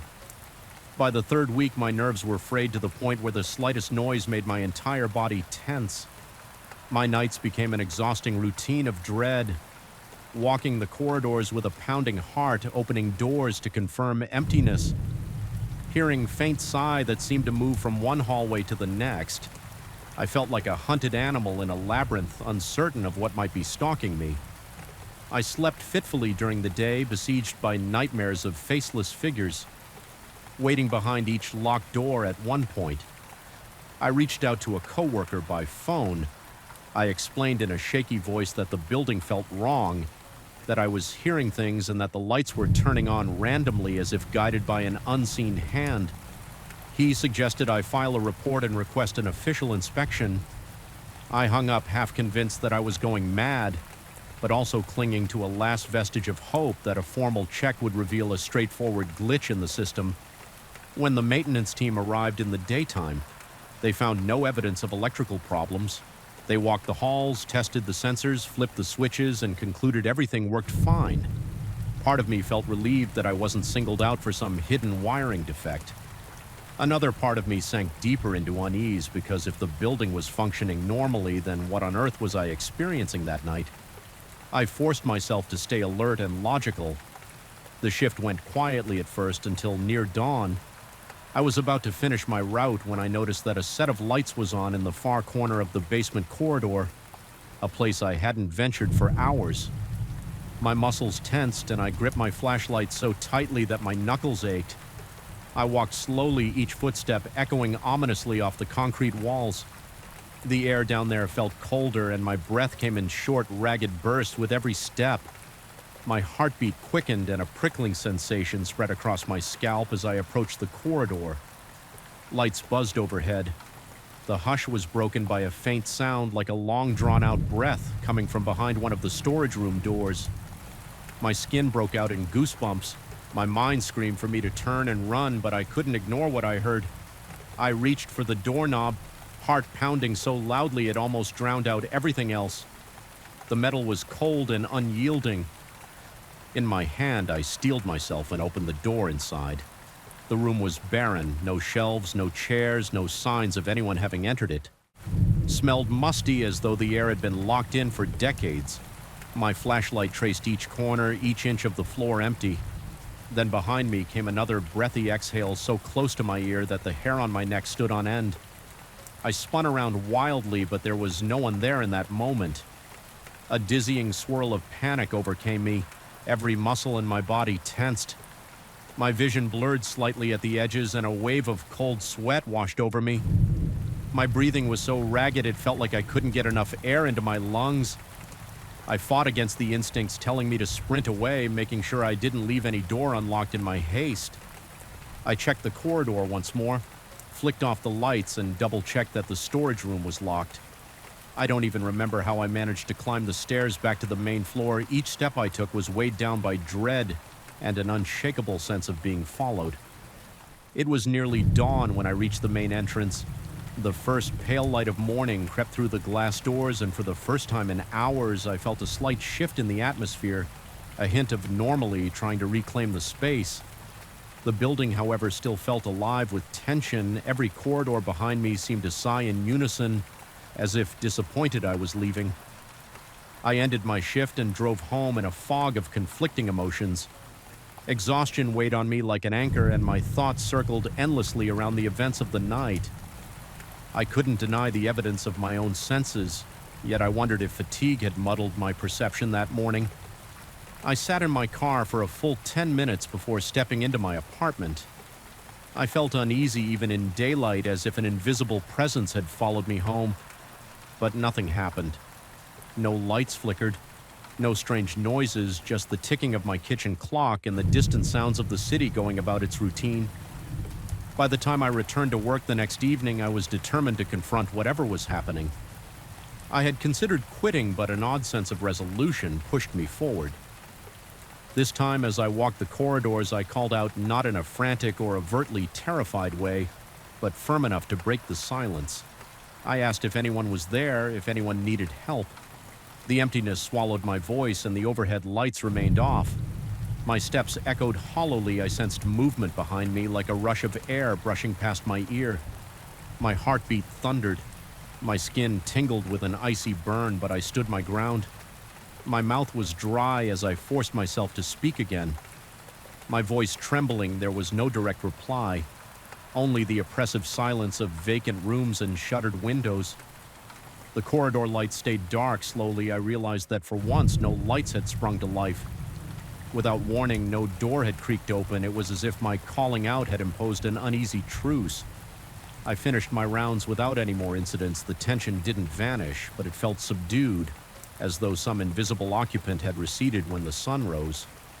I walked out of that complex with a surreal sense of having reached a standoff with something I could neither see nor truly understand.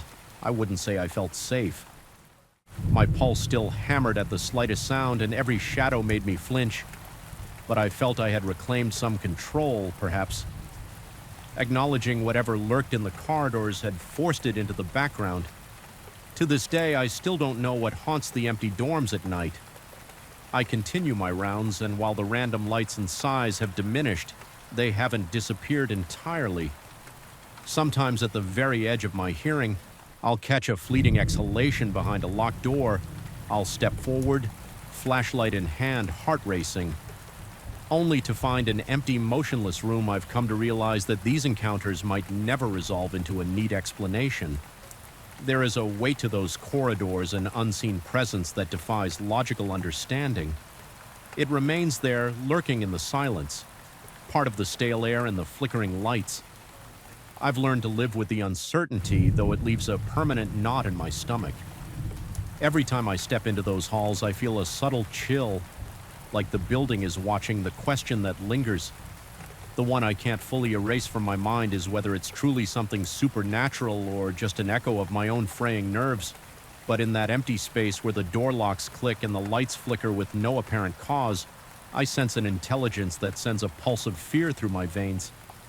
It leaves me hyper-aware, always glancing over my shoulder, and even in the calm of a new morning, that lingering discomfort follows me, reminding me that some doors once open can never be completely shut. I first set foot in the hospital's sub on a stormy Tuesday night, an evening where the flickering hallway lights seemed to hum with dread rather than electricity. The air was unbearably. Made me jump. I sensed I wasn't alone yet. No one was in sight, and then came the moment that nearly made my heart stop. From behind the sealed door, I heard the faint click of a switch being flipped. The corridor light above the door flared to life, as though something inside that forbidden room had activated it. The logical side of my mind screamed that this was impossible. The door was locked with a rusted chain, the padlock thick and secure. I had examined it before, even tugged at it to see if there was any give. It never budged. My first instinct was to turn around and leave, pretend I'd heard nothing. write it off as a trick of faulty wiring, but curiosity in a still, as though it carried the echoes of forgotten footsteps that never found their way out. Even then, I sensed something was wrong, as if the cement walls themselves were whispering secrets. They wished I wouldn't overhear. It was a suffocating feeling, heavy and inescapable, and I tried to brush it off as exhaustion from a long day, but the unease in my chest never quite faded. It settled there, pulsing like a second heartbeat, warning me that something lurked in the shadows far beyond my understanding. I work as an electrical maintenance technician in a small countryside hospital, the kind of place where most of the rooms go quiet after dusk. The staff is minimal, especially at night. Once visiting hours end, entire wings can feel deserted, abandoned to the quiet hum of fluorescent lights.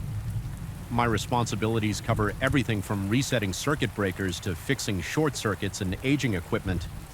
Because the hospital is old, I need to be thorough, checking every hallway, every corner. That is how I discovered the sub and the corridor no one ever talked about on paper. It didn't exist. No official blueprint showed any extra space below the primary basement floor, but there it was, a short flight of worn concrete steps leading to a hallway lined with rusted pipes, silent as a tomb. My first impression of that corridor was more than unsettling. The overhead fluorescent panels would light up in sequence, casting a sickly yellow glow on chipped walls and flaking paint. There were times when I would notice them powering on by themselves from a distance, responding to motion sensors that shouldn't have triggered unless someone was walking beneath them, yet no one else was there. At least, no one I could see. Each time I ventured down those steps, my pulse throbbed in my ears and a cold sweat broke across my forehead. I started to dread even the thought of going there, but my job demanded that I do my rounds. During my inspections, I gradually noticed a room at the far end of the corridor, its door sealed with a thick padlock and a chain that looked older than the building itself. There was a small metal plaque near the door handle, scratched and tarnished but still partially legible. It bore the hospital's name and an unreadable date that might have indicated when the space was last in use. Yet officially, no record of this room existed, no one spoke of it, and if I ever mentioned it casually to a Sea Orker, the response was always blank confusion. Some said they knew nothing about a sealed room, others guessed it had been closed off for administrative reasons years ago, but nobody could give me a straight answer. As weeks passed, I found myself returning there more often. My job rarely required me to be in the sub, but each time I passed by, I felt compelled to check the corridor's flickering lights. I would stand at the top of the concrete steps and watch as the sensors detected something moving below. The lights blinked on one by one as if some invisible figure walked the length of the hall, stopping at the door. At the end, I couldn't shake the feeling that if I crept down quietly enough, I would catch sight of a silhouette, a shape that vanished the moment I tried to focus on it. One night, I was asked to investigate an electrical fault near the basement storage area. It was late past midnight, and the hospital corridors above were practically silent, except for a distant beep of some monitoring machine. I wrapped up the repair quickly, but instead of heading back to the main floor, I found myself descending farther, drawn inexplicably to the sub. My heart beat faster with every step by the time I reached the bottom. I could hardly catch my breath. I felt as though the walls were inching closer, pressing down on me, suffocating me in stale claustrophobic air. Standing in the hallway, I noticed that the light above me was dimmer than usual, flickering in a rhythm that almost matched my pulse. My palms were slick with sweat, and I wiped them on my coveralls. Each small sound, a drip of water from a leaking pipe, the hiss of air through an unseen vent. Growing sense of dread propelled me forward as I approached the door. Each step felt heavier. My knees wobbled and my mouth went so dry I found it hard to swallow. I felt a primal sort of fear, like an ancient alarm in my brain telling me I was making a grave mistake. When I reached the door, I pressed my ear against the cold metal surface. At first, I could only hear my heart pounding and my unsteady breathing. Then, so faintly I almost missed it, I detected a slow scraping sound from within, as if something was being dragged across the concrete floor. All the cautionary tales of horror stories I'd ever heard rattled in my head. My body's fight-or-flight response teetered on the edge, urging me to run. Instead, I found myself testing the padlock again, fumbling in my pockets for tools. The chain was taut, the lock remained intact, yet I kept imagining some presence on the other side, flipping a switch. Waiting for me to take just one more step, a nauseating wave of claustrophobia hit me and my vision blurred. Momentarily, I felt my legs tremble and the cold sweat on my brow turned icy. I retreated, practically stumbling backward down the corridor. My breathing was erratic, shallow gasps that barely brought in enough air. I forced myself up the stairs 2 at a time and rushed onto the main floor where a bored security guard stood by the elevator doors. I blurted out something about needing to check the fuse boxes, but he just nodded absently and didn't ask questions. I was grateful for that I didn't want to explain the fear that clung to me or describe the unexplainable sounds and flickering lights. I simply needed to get away from that door. For the next few days, my sleep was fitful. Every time I closed my eyes, I saw that dark corridor. I replayed the sounds in my head, convinced that something about that room was not only abnormal, but deeply, profoundly wrong. My coworkers remarked that I seemed on edge. Someone asked if I was feeling ill, and I waved it off. I didn't dare bring up my experience, certain they'd think I was losing my grip. But in quiet moments, I considered the possibility that maybe I was indeed imagining things stress could cause hallucinations, right? Perhaps the faulty wiring made the lights behave oddly and I conflated normal mechanical noises with something sinister. Still, the corridor's motion sensors continued to puzzle me. I looked into their specs. Discovered they were standard infrared detectors prone to triggering if any heat source passed by. But after scanning the security footage, I found no images of movement. The cameras caught only the corridor lighting up without explanation. The staff mostly dismissed it as a glitch. But I couldn't. I needed answers late one night. I resolved to return, determined to document the phenomenon. I took a flashlight, my toolkit, and my phone to record any evidence. My heart hammered. The entire elevator ride down the basement corridor was silent as usual, but the moment I neared the sub-steps, the overhead lights clicked on.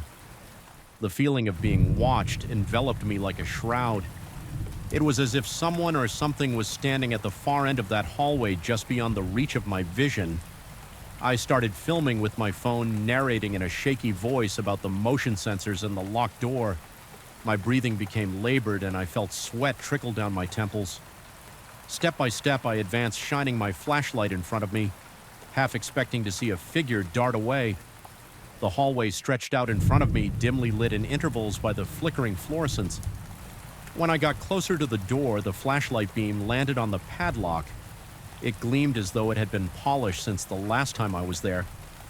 My stomach dropped at the realization that it looked newer, the rust replaced by shiny metal. I tried to control my shaking hands as I reached out to touch the chain.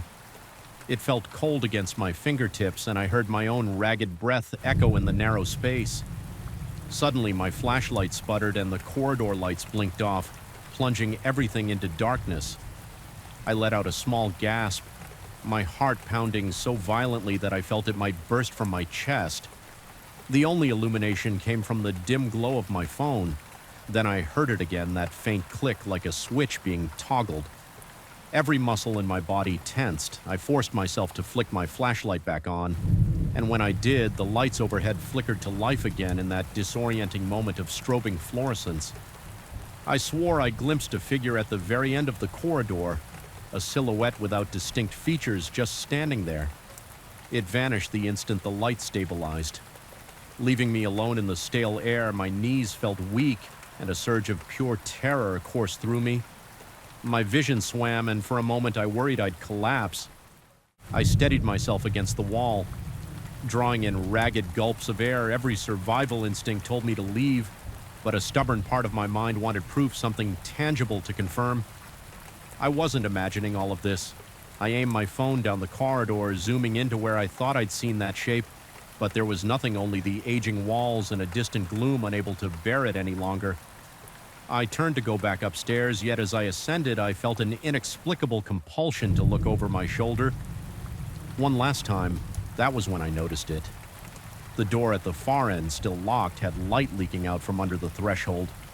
A faint strip of pale brightness that pulsed as though something inside was controlling it. My stomach churned and a clammy panic gripped me. I bolted up the stairs, not caring about being quiet or rational anymore. Back on the ground floor, I struggled to slow my breathing. I felt shaky, drenched in sweat, and profoundly disturbed.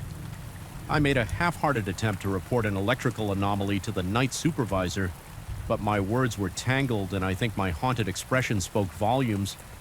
He asked if I needed to clock out early and get some rest. I nodded, unable to form a coherent excuse that night. I barely slept. My mind replayed the image of the locked door, the mysterious light beneath it, and the silhouette in the corridor. I questioned my own sanity. Perhaps I had worked too many nights, spent too long in the bowels of a building that was older than most of the staff, but deep down I felt certain something inhabited that sealed room, something that defied logic and official records. Despite my dread, a twisted curiosity gnawed at me. I wanted to break the padlock, fling open the door and confront the unimaginable, yet every time I considered it, my chest tightened and I was overwhelmed by the most primal kind of terror. In the end, I decided I couldn't stay in that hospital any longer. My final shift came a week later and I completed my tasks. As if in a daze, I avoided the sub entirely, deliberately ignoring the occasional flicker of the motion sensor lights on the security monitors as I walked out of the building. After my last day, a flickering glow caught my attention on the screen near the guard station. The sub-corridor lights were turning on and off rhythmically as though beckoning me for one final visit. The sight made the hairs on the back of my neck prickle. My breath hitched in my throat and a shiver rippled through my body. I hurried out, refusing to glance back at the monitors. To this day, I can't decide if I truly escaped whatever lurks behind that door or if I'm simply running from my own mind. I still wake up at odd hours, my heart pounding, convinced I can hear a switch clicking somewhere in the darkness of my bedroom whenever I see a light flicker unexpectedly in my home. A stab of panic knots in my gut, and I half expect to find that door waiting for me in my own hallway. The memory of that sub remains vivid, and even now I'm not certain what was real and what was the manifestation of a mind tormented by the unknown. All I know is the next time those lights switch on by themselves, I won't be there to check, and yet the thought still gnaws at me. Something lingers in that sealed room, locked away for who knows how long, and it might not be content to stay hidden forever. Sometimes, late at night, I almost wish I had forced the lock open just to banish the haunting questions, but deep down I suspect it's better not to know. Let that door remain sealed, let the darkness beyond remain undiscovered, because if it ever finds its way out, I don't want to be around to see what emerges from the very first moment I set foot in that decaying farmhouse. I felt an unsettling tightness in my chest. The air itself seemed hostile, thick with stale dust and a faint chemical odor, as though the building had exhaled centuries of neglect in a single raspy breath. The main door creaked so loudly behind me that my stomach twisted, and I found myself pausing in the silence that followed, ears straining to catch any hint of movement. I was alone, supposedly, but that didn't stop my pulse from pounding in my temples. Even before I'd taken on the night owl watch job, I knew something about this place was deeply wrong. I remember how it all started with a phone call from an acquaintance who insisted there was easy money to be made out on a deserted farm off a little-traveled highway. He said the landowner needed someone to guard the property overnight. Nothing complicated, just a few weeks of security duty until they could figure out the farm's future. There had been some talk of trespassers or vandals, but nothing specific in indirect terms. The landowner warned about strange activity. Of course I was skeptical, imagining bored teenagers wandering through an abandoned place for cheap thrills. Still, I needed the cash on my first evening there. The caretaker, a wiry man with tired eyes, walked me through the house, pointing out the main rooms and corridors. He explained that most of the farmland was overgrown. The barn was locked at all times, and the only real task I had was to keep an eye on the old house. He admitted in a low mutter that previous watchmen had complained about odd noises. The caretaker didn't seem eager to discuss details, only saying that if I heard anything or noticed any trespassers, I should call him right away when I pressed for more specifics. He shrugged and said he'd rather not scare me off on the first day, that was all. No dramatic warnings or official instructions, Just a set of keys, a phone number, and a promise that he would check in. Occasionally, I soon discovered the place was worse than I expected. The main structure was 2 stories high with peeling wallpaper and water-stained ceilings. Furniture from the 1940s or 1950s littered the rooms, covered in sheets so thin they were practically transparent. Every piece of wood, be it floorboard or window frame, appeared warped with age, exuding a musty smell that clung to my nostrils. It was as if the entire house had been sealed away in a time capsule left to rot on this desolate patch of land. During daylight, the house felt eerie but manageable. After the caretaker left me with a half-hearted good luck, I explored the upstairs rooms only to find little beyond dusty mattresses and ancient wardrobes. There was an oppressive aura in the attic hallway. The boards under my feet echoed more loudly there than anywhere else, and the narrow windows offered a skewed view of the neglected fields beyond. In the distance, I could see the silhouette of the old barn, its doors heavily secured with chains. Supposedly nobody had set foot in there for months. I tried not to dwell on why the caretaker insisted on keeping it locked so tightly. As evening approached, the wind picked up, rattling the shutters and sending a low whistle through the cracks in the walls when the sun slipped beneath the horizon. I switched on a single lamp in the living room. The electricity came from a generator out back, so I knew I couldn't run too many lights at once without risking an outage. The flickering yellow glow cast dancing shadows across the furniture. My eyes began to play tricks on me. I kept thinking I saw shapes moving in the corners of my vision, but whenever I turned to look, nothing was there. I tried to shake off my nerves, reminding myself that I had a job to do. Watch the front yard, monitor the deserted road, and ensure no one broke in. That was it, but the real horrors began the moment the wind died. The caretaker had mentioned the farmland was known for gusts that howled through the night. But strangely, there came an instance when the air stilled completely, as if a giant hand had smothered all breeze. I caught myself holding my breath in that abrupt quiet, and that's when I heard them soft creaks on the floorboards directly above me, as though someone were pacing in slow measured steps. I froze, heart pounding, every muscle. Tense, the steps seemed to cross from one end of the upper corridor to the other, pausing intermittently before resuming their deliberate march. I tried to rationalize it. Old houses can be noisy, expanding and contracting with changes in temperature, but this was too rhythmic, too purposeful to be some random settling of the structure. My palms grew clammy, and I could feel my pulse thawing behind my ears. I thought about calling the caretaker, but I stopped myself. Maybe I should do a quick check upstairs. It might be an intruder, or worse yet, some wild animal that got in through a broken window. So I went upstairs. Each step felt like it might collapse under my weight. Squeaking in protest, the hallway was dark, lit only by the faint glow from my flashlight. At the far end, an old mirror hung crookedly on the wall, reflecting a distorted version of my slender figure. I shone the beam around the corridor, searching for any sign of movement. Dust motes floated lazily in the air, and the smell of damp mold felt almost suffocating.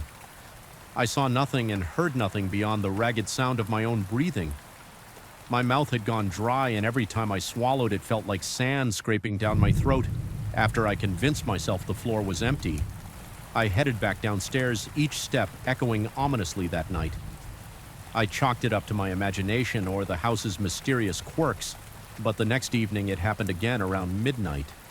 The wind abruptly ceased, leaving an eerie stillness in its wake, and just as before, I heard slow, deliberate footsteps in the corridor overhead. By now, my nerves were raw, my heart pounding so loud I was sure any intruder would hear it and vanish. I called out, my voice trembling slightly, but there was no reply when the caretaker asked me by phone the next day how things had gone. I told him I heard footsteps at night. He sounded unsurprised, merely telling me to stay alert and let him know if I encountered anyone. His calm reaction only made my anxiety worse. The following week, the odd occurrences multiplied. Sometimes I would catch fleeting glimpses of a silhouette through the living room's large front window. The figure always seemed to drift away toward the barn, dissolving into the darkness beyond the reach of my flashlight. Each time I'd rush outside, convinced I might catch whoever it was in the act of trespassing, but the yard stood empty. The barn's locks remained secure, and the road was deserted for miles. By the time I circled back to the house, I'd be bathed in sweat, heart hammering, convinced I was either losing my mind or being toyed with by someone who knew the property better than I did. My sleep suffered. Although my shift was strictly overnight, I found it impossible to rest during the day whenever I closed my eyes in one of the upstairs bedrooms I dreamed of. The floorboards creaking and footsteps closing in on me. I'd wake up drenched in sweat with every nerve on high alert. Convinced I heard voices whispering from the hallway, I began to doubt my senses, questioning whether the oppressive silence of the farmland had begun to warp my perception. The caretaker would occasionally check in, but his tone remained unhelpfully neutral. His only advice was to keep an eye on any intruders and call if I needed backup. No mention of ghosts or anything else. So I stopped mentioning the footsteps, thinking he either wouldn't believe me or already knew more than he let on. One particularly dark night, the wind was howling as usual, shaking the windows in their frames. Then, without warning, that terrifying silence fell. It was as though the entire world took a collective breath and held it. My skin prickled. I nearly dropped the flashlight I was holding the moment the breeze died. I sensed a presence behind me. I whipped around, shining my beam through the living room. Nothing. The old grandfather clock in the corner ticked ominously. Suddenly, a floorboard creaked in the corridor to my left so close it made me jump. My throat constricted and my lungs felt like they were struggling for air, with my hand trembling. I advanced toward the hallway. As soon as I rounded the corner, a flicker of movement caught my eye at the top of the stairs. A dark shape. No details, just a vaguely human outline drifted across the landing and vanished. My heart thundered and I had to take several quick breaths to keep from passing out. Each inhale felt shallow, laced with panic. I forced myself up the steps, my legs shaky, muscles taut like coiled springs. The corridor was as always empty, yet there was an undeniable chill in the air, an almost electric charge that made the hair on my arm stand up. After that night, I became increasingly convinced the house was testing my sanity. Strange smells, abrupt changes in temperature, sounds that defied logical explanation. It all felt orchestrated, deliberate. I started noticing an odd discoloration on one of the upstairs walls, almost like a handprint, but it faded whenever I tried to examine it closely. My reflection in the old mirror at the end of the hall sometimes seemed to smirk at me when I wasn't smiling. Small details easily attributed to fatigue or paranoia, but they accumulated until I could barely function without glancing over my shoulder. The caretaker paid another brief visit. He noticed my frazzled expression and asked if I wanted to quit.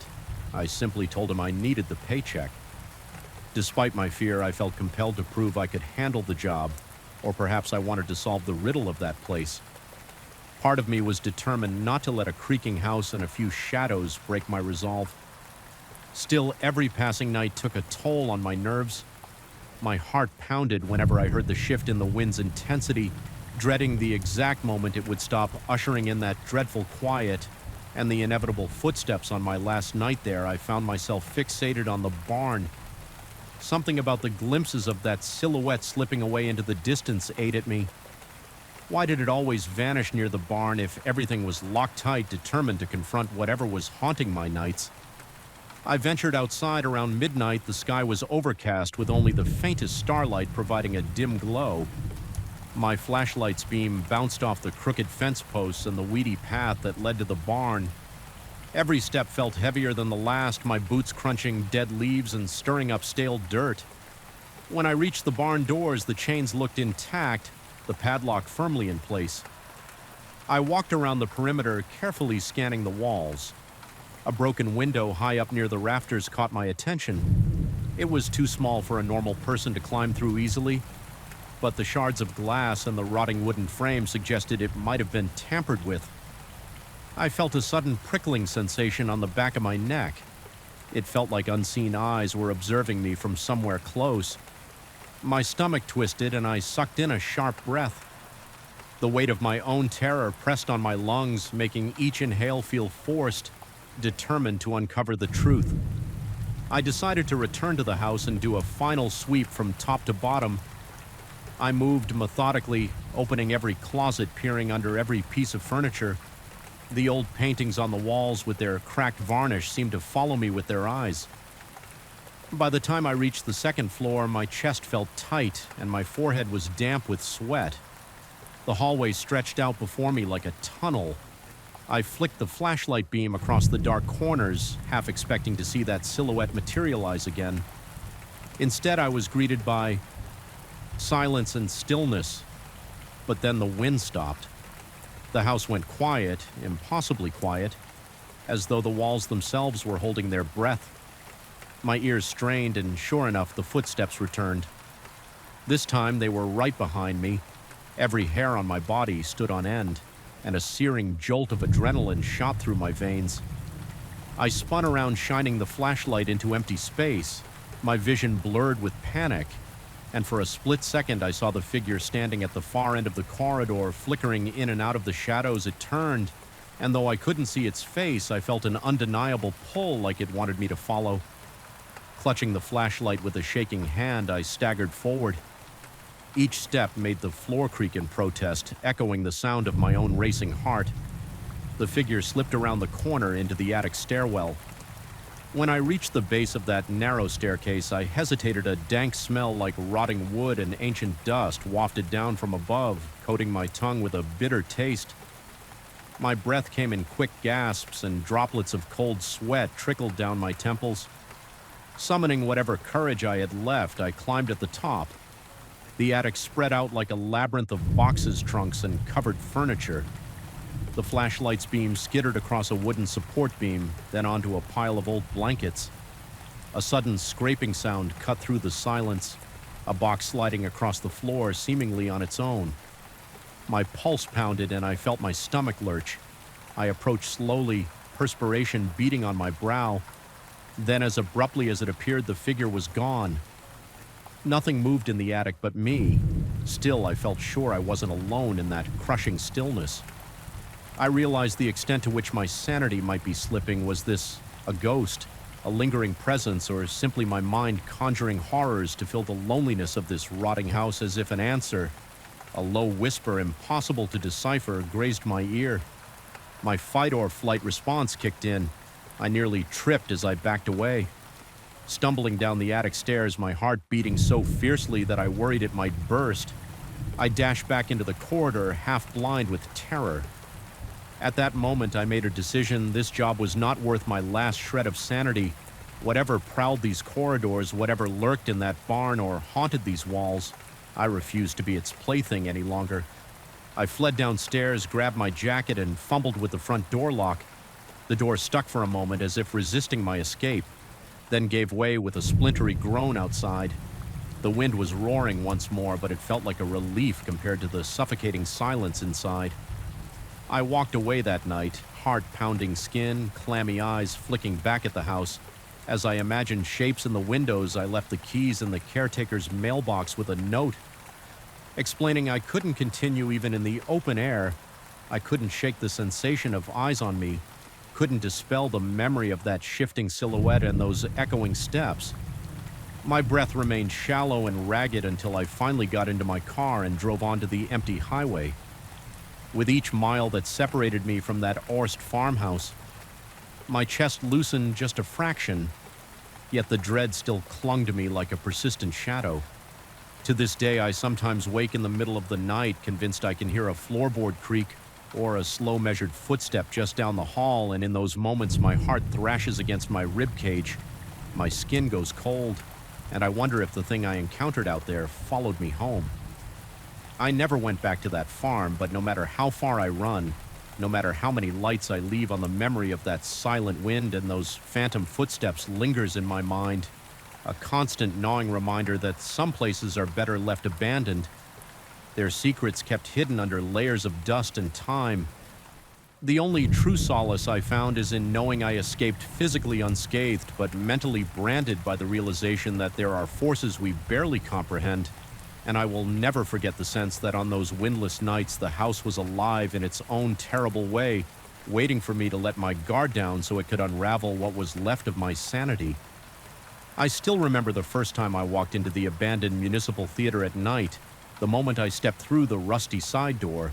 An overpowering sense of unease smothered me like a wave of stagnant air. It wasn't merely the silence or the layered dust on the curtains. It was the way the darkness seemed to absorb every stray beam of light, creating pools of shadow that felt almost alive. Even my own footsteps sounded muffled, as if the space itself was swallowing all evidence of my presence. That first impression was enough to send an icy prickling down my spine, and I knew at once that the nights ahead would not be kind to my nerves. I'm the person assigned to inspect this place to ensure no vagrants make it their home, and that no further damage comes to the structure. The city council once dreamt of renovating the old theater, but every plan was delayed, every budget cut, until eventually they left it to rot. Now it's my task to walk the aisles, check the stage, and poke around in the dressing rooms. In theory, it's a simple job. In practice, it's anything but there's something wrong with this building, no matter how many times I tell myself it's all in my head. The feeling of being watched lurks behind every gesture I make. It clings to me like a second skin. Every evening I enter through the same side entrance because the main doors have been chained shut for years. An old padlock dangles there, rust flaking off in sharp fragments, but no one has bothered to remove it. My flashlight's beam, thin and unsteady, guides me through the labyrinth of backstage corridors. The walls are lined with peeling posters from past productions, bright images of dancers and actors now cracked and faded. By time, I've often tried to imagine the theater as it must have been bustling with crowds vibrant with music. Yet what remains is only the echo, a silent mockery that resonates through the emptiness. The echo is a constant companion, repeating my footsteps, my breath, and on some nights repeating sounds I don't think I ever made. Walking through the corridor leading to the stage, I catch glimpses of movement in my peripheral vision. It's never more than a flicker, an indistinct shape slipping between the rows of seats or darting behind a curtain when I snap my head around. There's only stillness. The chairs are in neat lines, all covered in a thin coat of dust, and the heavy curtains hang motionless. Yet my heart hammers in my chest every time I can't shake the suspicion that someone is tiptoeing behind me, constantly evading the narrow cone of light that stretches from my flashlight on the stage. The boards cack underfoot, the old rigging ropes sway slightly overhead as though disturbed by a faint breeze that I can't feel on my skin. My breath grows ragged whenever I remember the rumors floating around. Rumors that the place is haunted by the unsettled energies of past performers. I never believed in that kind of thing before, but I can't deny that each time I stand on that stage, an oppressive presence seems to loom just beyond the curtains, waiting for me to drop my guard. The worst part is the hush, a silence so thick that even my heartbeat echoes off the chipped paint on the walls. I usually direct my flashlight at the seats in the auditorium, scanning the rows for any sign of intruders more often than not. That's when I see it, a brief silhouette shifting near the main aisle. My pulse spikes and my breath catches in my throat. I'll train my light on the spot. See nothing but dusty upholstery, yet feel a near suffocating certainty that I've just missed catching. Whoever or whatever it was, a pang of nausea knots my stomach. Sometimes the sensation of not being alone is so intense that I whisper under my breath, demanding that the presence reveal itself. Whenever I do, a strange hush falls as if the air is holding its breath. The tension becomes unbearable. I sense a response that doesn't quite form words but resonates in the hollow spaces of my mind, like an echo of my own voice twisted by the theater's acoustics. Once I've finished my routine in the main hall, I climb the narrow staircase to the balcony. There are two sets of stairs leading up, one to the cheap seats and another to the principal box. The principal box is always my last stop because it's where I hear the faint murmurs night after night. I follow that spectral sound only to find myself confronted by emptiness. The velvet seats up there are rotted and frayed, and the place has the stale odor of an attic forgotten for decades. The moment I step onto the balcony, I feel a coldness that surpasses the rest of the theater's chill, penetrating through my jacket and nestling against my bones. The hairs on my arms stand rigid. My flashlight illuminates the void, revealing only dusty floors and battered seats. Yet that barely there. Murmuring persists, hovering at the edge of my hearing. A muted conversation impossible to decipher. I recall one particular night when the sky outside was a sickly orange from the city's light pollution. The hallway leading to the principal box seemed more claustrophobic than usual. My mouth was so dry I could taste the dust on the back of my tongue. The sensation that someone was directly behind me was so overwhelming that I spun around, flashlight swinging wildly in the gloom. The air moved behind me, or so I believed. My heart pounded so hard that I swore it might burst. Then just beyond my range of vision, there was a nearly inaudible shuffle. For the longest moment, I stood paralyzed, my skin burned hot and cold. At the same time, every logical part of me insisted I was alone, yet the primal fear coursing through my body said otherwise. I felt a faint brush of air against the side of my neck, and every muscle in me went rigid. My arm jerked, the flashlight beam quivering across the walls by the time I gathered the courage to aim. It behind me again, only stale air occupied that space. My insomnia grew from that point onward. It's not that I couldn't sleep because of the job's irregular hours. Rather, it was the knowledge that each evening I would return and confront those intangible presences lurking in the corners of my vision. I tried talking to a colleague who briefly helped with the theater's security before quitting. He implied that he'd also heard strange things, though he laughed it off, saying maybe the old building was just settling. He claimed to have no recollection of seeing shapes or silhouettes, but something in his eyes hinted that he was holding back. He left me with a vague warning that it was easy to let one's imagination run wild in a place so layered with history and isolation. Determined to retain my sanity, I began a personal routine, walking slowly up and down every aisle, shining my flashlight at each seat, scanning methodically and gently pushing aside the curtains in the backstage area to confirm nothing was hidden there. I would then double-check the sound equipment, which was half dismantled and covered in thick plastic sheets. The wires snaked across the floor, reminding me of black tendrils coiling in the darkness. The reverb of my own shuffling steps in the audio booth became an almost demonic resonance, as though the room itself groaned in agitation. Each time my flashlight flickered, a common occurrence with these old batteries, I found myself sweating, my heartbeat pounding behind my eyes. Convinced I was about to see something that defied explanation, even when the light steadied. The fear lingered like a dense fog around me, but it was the principal box that refused to let me rest night after night. The faint murmuring continued, sometimes accompanied by light rustling sounds as if fabric were dragging across the floor. I started to question whether my mind was playing tricks. Was it the building's acoustics? Some small critter nesting behind the walls, making sounds that I interpreted as voices. I hoped for a rational explanation, but each new night chipped away at my skepticism. The murmurs grew less random, almost rhythmic. Sometimes I caught the distinct rise and fall of what might have been a voice too distant to parse words, but undeniably human in cadence.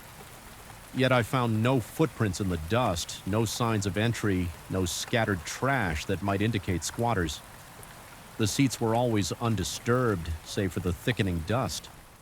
One evening, after a particularly grueling day, I decided to confront the mystery directly. My flashlight in one hand, a portable work lamp in the other. I climbed the stairs to the principal box with my heart racing so fast I felt faint at the threshold. I placed the lamp on the floor, switched it on, and let its bright glow flood the dilapidated space. For the first time, I saw the box in glaring detail, peeling wallpaper, cracked ceiling. The tattered velvet of the seats, dust particles swirled in the air, illuminated in sharp detail by the lamp's beam. The murmuring stopped abruptly, as if startled by my intrusion. I stood there, each breath jagged, waiting for my ears to adjust to the sudden hush. My whole body was trembling and sweat dripped down my temples. I strained to hear even the faintest hint of that voice, but the silence remained absolute. Then out of the stillness, I perceived an echo of my own labored breathing. It wasn't a mere reflection of sound. It carried an alien quality that both resembled my breath and simultaneously distorted it into something else. It felt like a presence, actively imitating me, as though mocking my fear. My throat went tight and a surge of panic seized me. Everything within me screamed to flee the box, to run down the stairs and out the door. Yet some stubborn part of me refused. I inched forward the lamp, casting my long, trembling shadow across the decaying seats. My mind buzzed with possibilities, each more horrifying than the last. I couldn't decide which was worse. The idea that I was imagining all of this, or that something malevolent truly lurked there in that moment. I shut off the lamp and stood in darkness once more, letting my eyes adjust. My intention was to catch any movement in the gloom to surprise whatever might be hiding for what felt like hours. I stood perfectly still, adrenaline pumping through my veins, every muscle tensed. Then the shadows shifted only a fraction of an inch, but enough to make my stomach twist into knots. The faint, nearly inaudible murmur began again, close enough that I could feel it reverberate in my chest. My entire body shook with dread, my breath quickening to shallow gasps. I forced myself to raise the flashlight, my arm quivering, and directed it toward the source of the sound, but the beam revealed only an empty row of seats that was the tipping point. The oppressive weight of uncertainty and fear exploded inside me. My heart thudded so loudly I thought it would reverberate against the walls. My knees threatened to buckle and a cold sweat drenched my back. I stumbled out of the principal box, knocking the work lamp over in my haste. The crash of metal hitting the floor reverberated with a hollow ring in the hallway. I nearly tripped down the stairs, hands gripping the rail so hard my knuckles turned white. The entire theater seemed alive. Then the corridors groaned, the stage ropes creaked, and in the distance I swore I could hear footsteps racing to keep up with me. But every time I whipped around, there was no one there when I finally burst through the side door into the open air. My lungs gulped the chilly night wind as if I'd been drowning, and only now reached the surface. My hands trembled uncontrollably and my mind spun with questions I couldn't answer. Had I just come face to face with something supernatural, or was this nothing more than the unraveling of my own nerves? I couldn't decide. Even my sense of relief at escaping felt tainted by the knowledge that I'd have to come back the next evening. To this day, I can't fully explain the events in that theater. I still perform my inspections, albeit with caution bordering on paranoia. The council hasn't given me any new information, so I have no choice but to continue in silence. Every trip inside feels like entering a labyrinth of echoes and shadows, and I never know what I'll encounter in those unlit loves. The memory of that murmuring in the principal box returns whenever I'm alone, making me question my grasp on reality. Was it my own echo warped by failing acoustics, or something older and darker? Feeding on my fear, I'm left with a gnawing certainty that the theater is more than just an abandoned building. It might be a conduit for energies we don't understand, or perhaps it's become a reflection of my own anxieties, magnified by darkness and isolation. Whether the thing that lurks among the seats is real or a manifestation of my unraveling psyche, I can't deny the persistent dread that coils in my gut. Each time I stand on that stage or pass through the back corridors, I sense it watching me from behind the curtains, just out of sight. Every rustle of fabric, every creak of the floorboards, even the echo of my own breath becomes a harbinger of something that should not be, and so I remain locked in this unsettling dance with an invisible partner, uncertain if my next step will reveal the truth or push me deeper into the darkness. Whatever lies in the shadows of that forsaken theater, it has made its claim on me, and no amount of flickering flashlight beams can banish the haunting presence I feel. Each night, I still remember the first time the elevator door slid open on the 9th floor, revealing that darkened corridor soaked in an unsettling hush. There was something off about the air itself, thick as though it was resisting every step I took. The overhead lighting in that south wing triggered by motion. Sensors flickered and hummed erratically, creating the sensation that the building was resisting my presence as much as I was dreading it. Even before I stepped out, my pulse was already racing and every breath felt labored. That night was only my second week on the job, and it marked the moment I realized that the building, with all its mid-century grandeur and neglected hallways, was more than just an old commercial structure. It was a place where the past lingered, seemingly refusing to let go of the present, and where something unseen might be watching. I work as a night watchman from 10 at night until 6 a.m. The building itself dates back to the 1950s, and most of the original interior remains intact in the older, less frequently used sections. Each evening, I collect my flashlight, secure my keyring, and mentally prepare for 8 hours of strolling through a place that feels like it has never fully adapted to the modern world.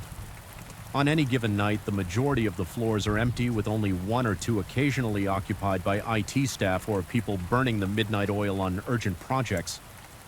Apart from those few individuals who usually keep to themselves in their offices, the entire building belongs to me and my imagination. For those late hours, it didn't take long for me to notice that the ninth floor was different. The first time I felt it was during my routine rounds. I stepped onto the floor, shining my flashlight along the corridor.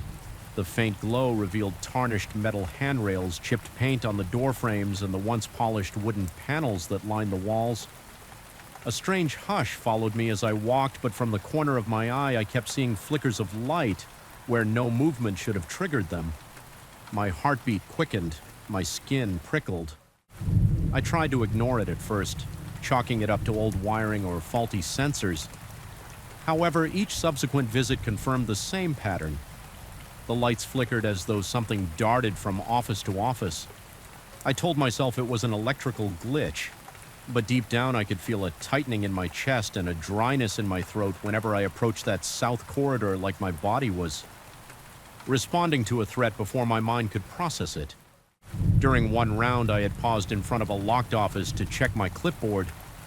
Verifying the door was indeed secure in that moment, I caught a glimpse of a shadow passing behind the frosted glass window set into the wooden door. It was quick, just a dark silhouette crossing from one side to the other. My muscles tensed, my palms grew clammy, and I felt a chill trickle along my spine. After a moment of shock, I tried the door handle, finding it locked as expected. I stepped back, heart pounding against my ribcage, breath coming in shallow bursts. I checked the security system on my phone for any record of entry. There was nothing, not just that night. No one had swiped into that floor for the entire week.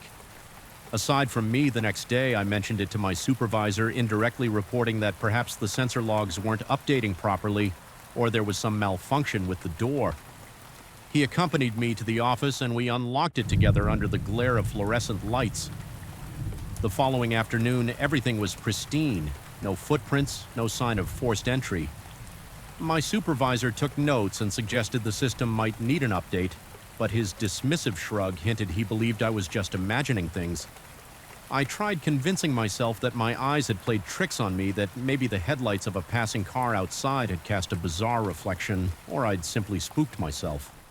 But every new shift reinforced my growing discomfort.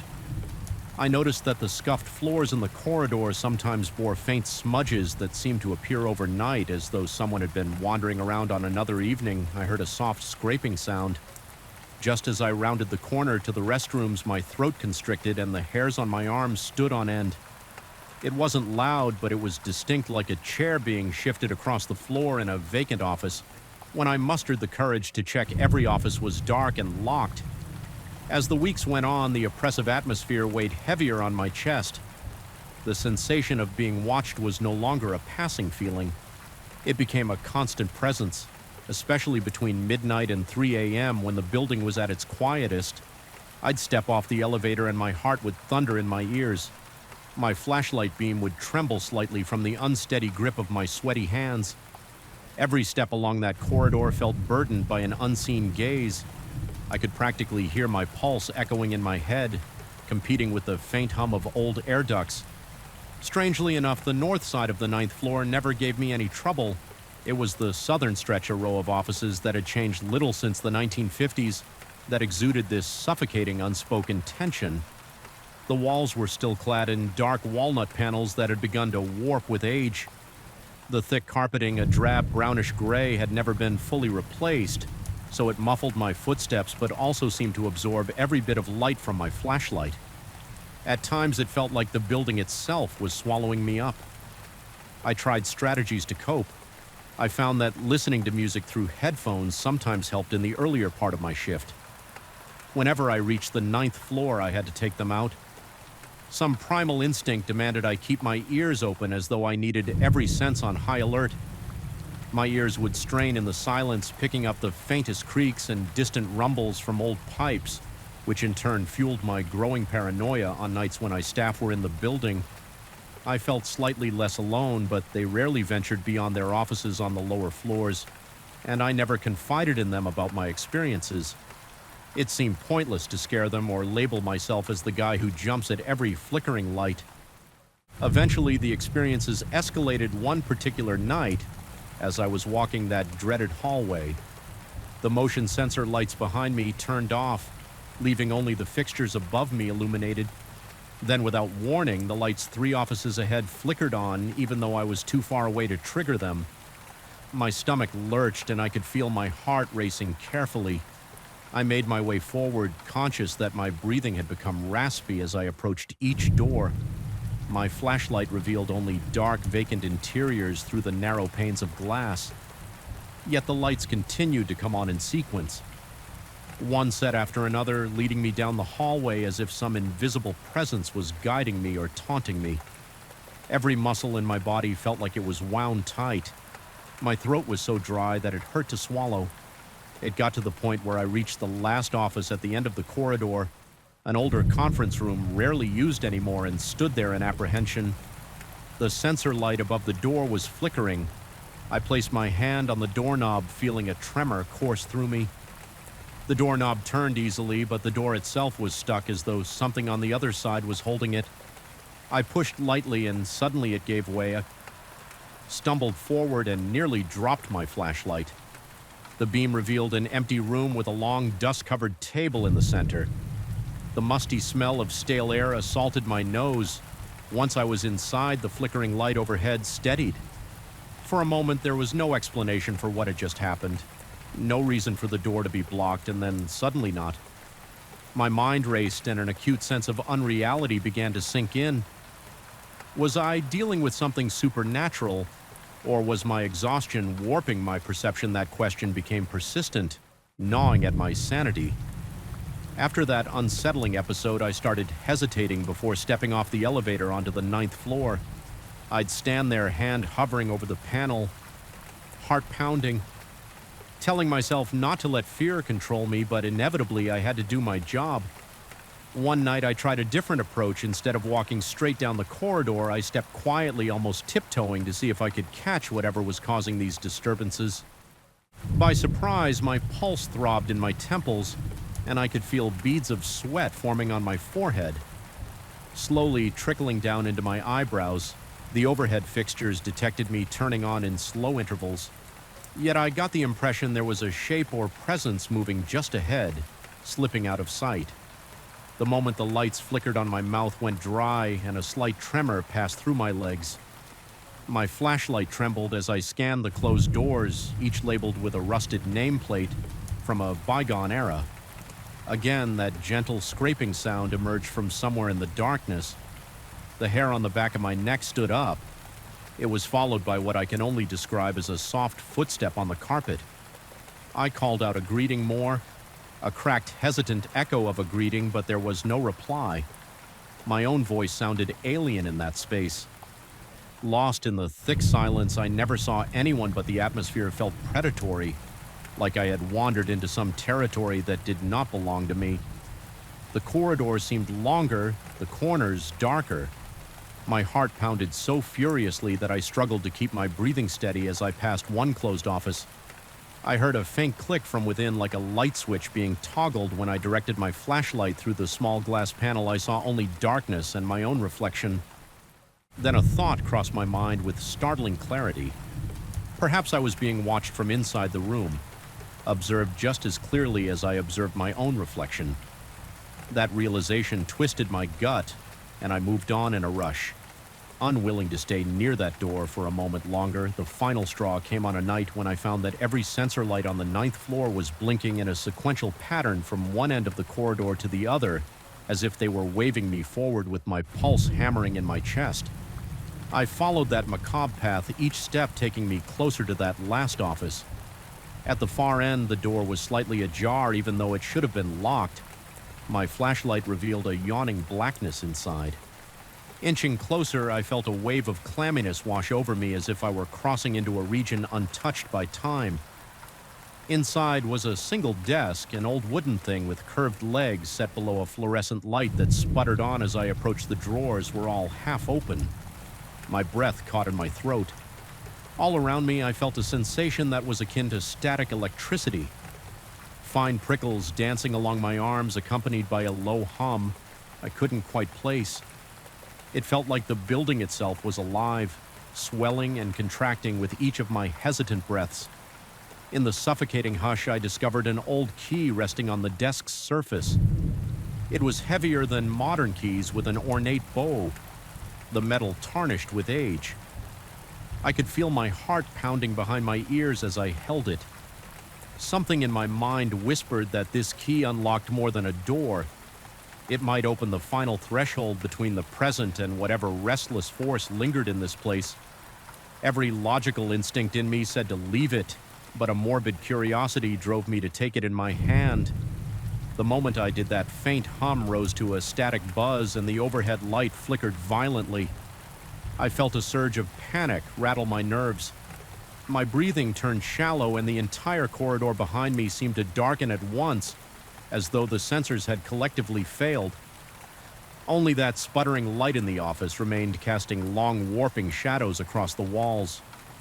For a split second, I thought I saw a figure reflected in the dusty window behind the desk, a tall, dark outline that didn't match my proportions, swaying slightly as if it were waiting.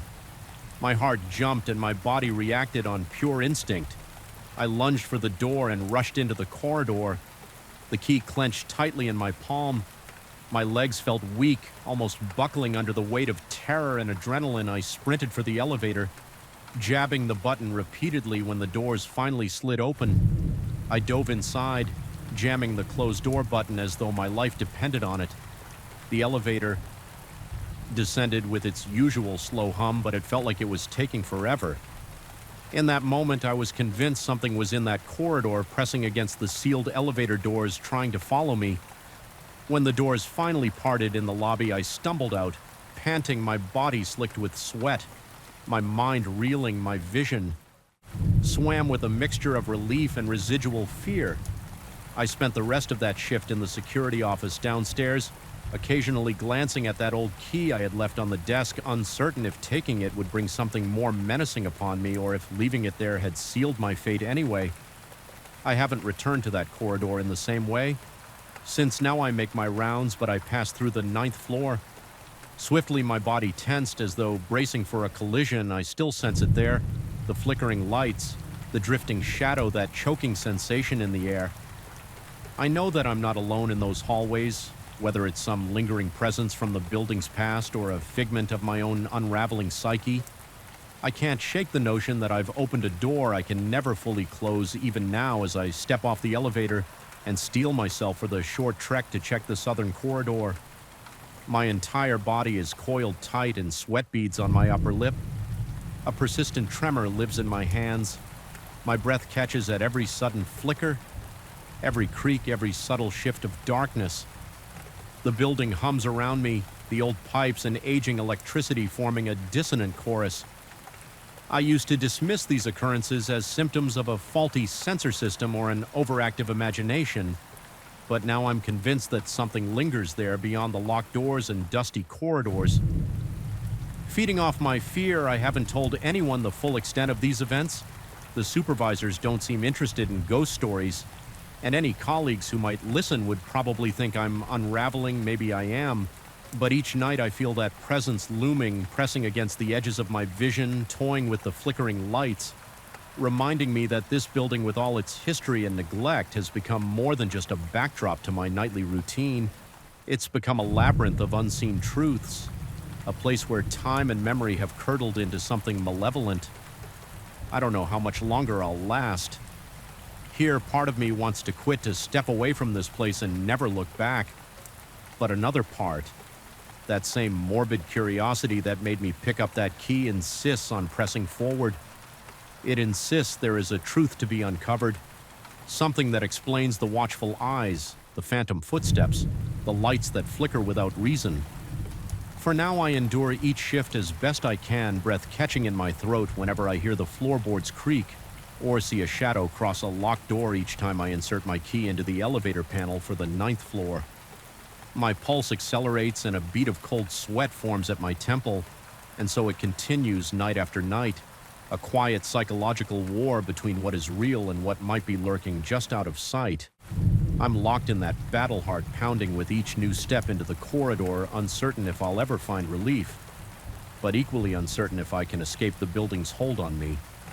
The only thing I know for sure is that my life, once filled with routine and monotony, now feels forever on the cusp of revelation or insanity in that uncertain space.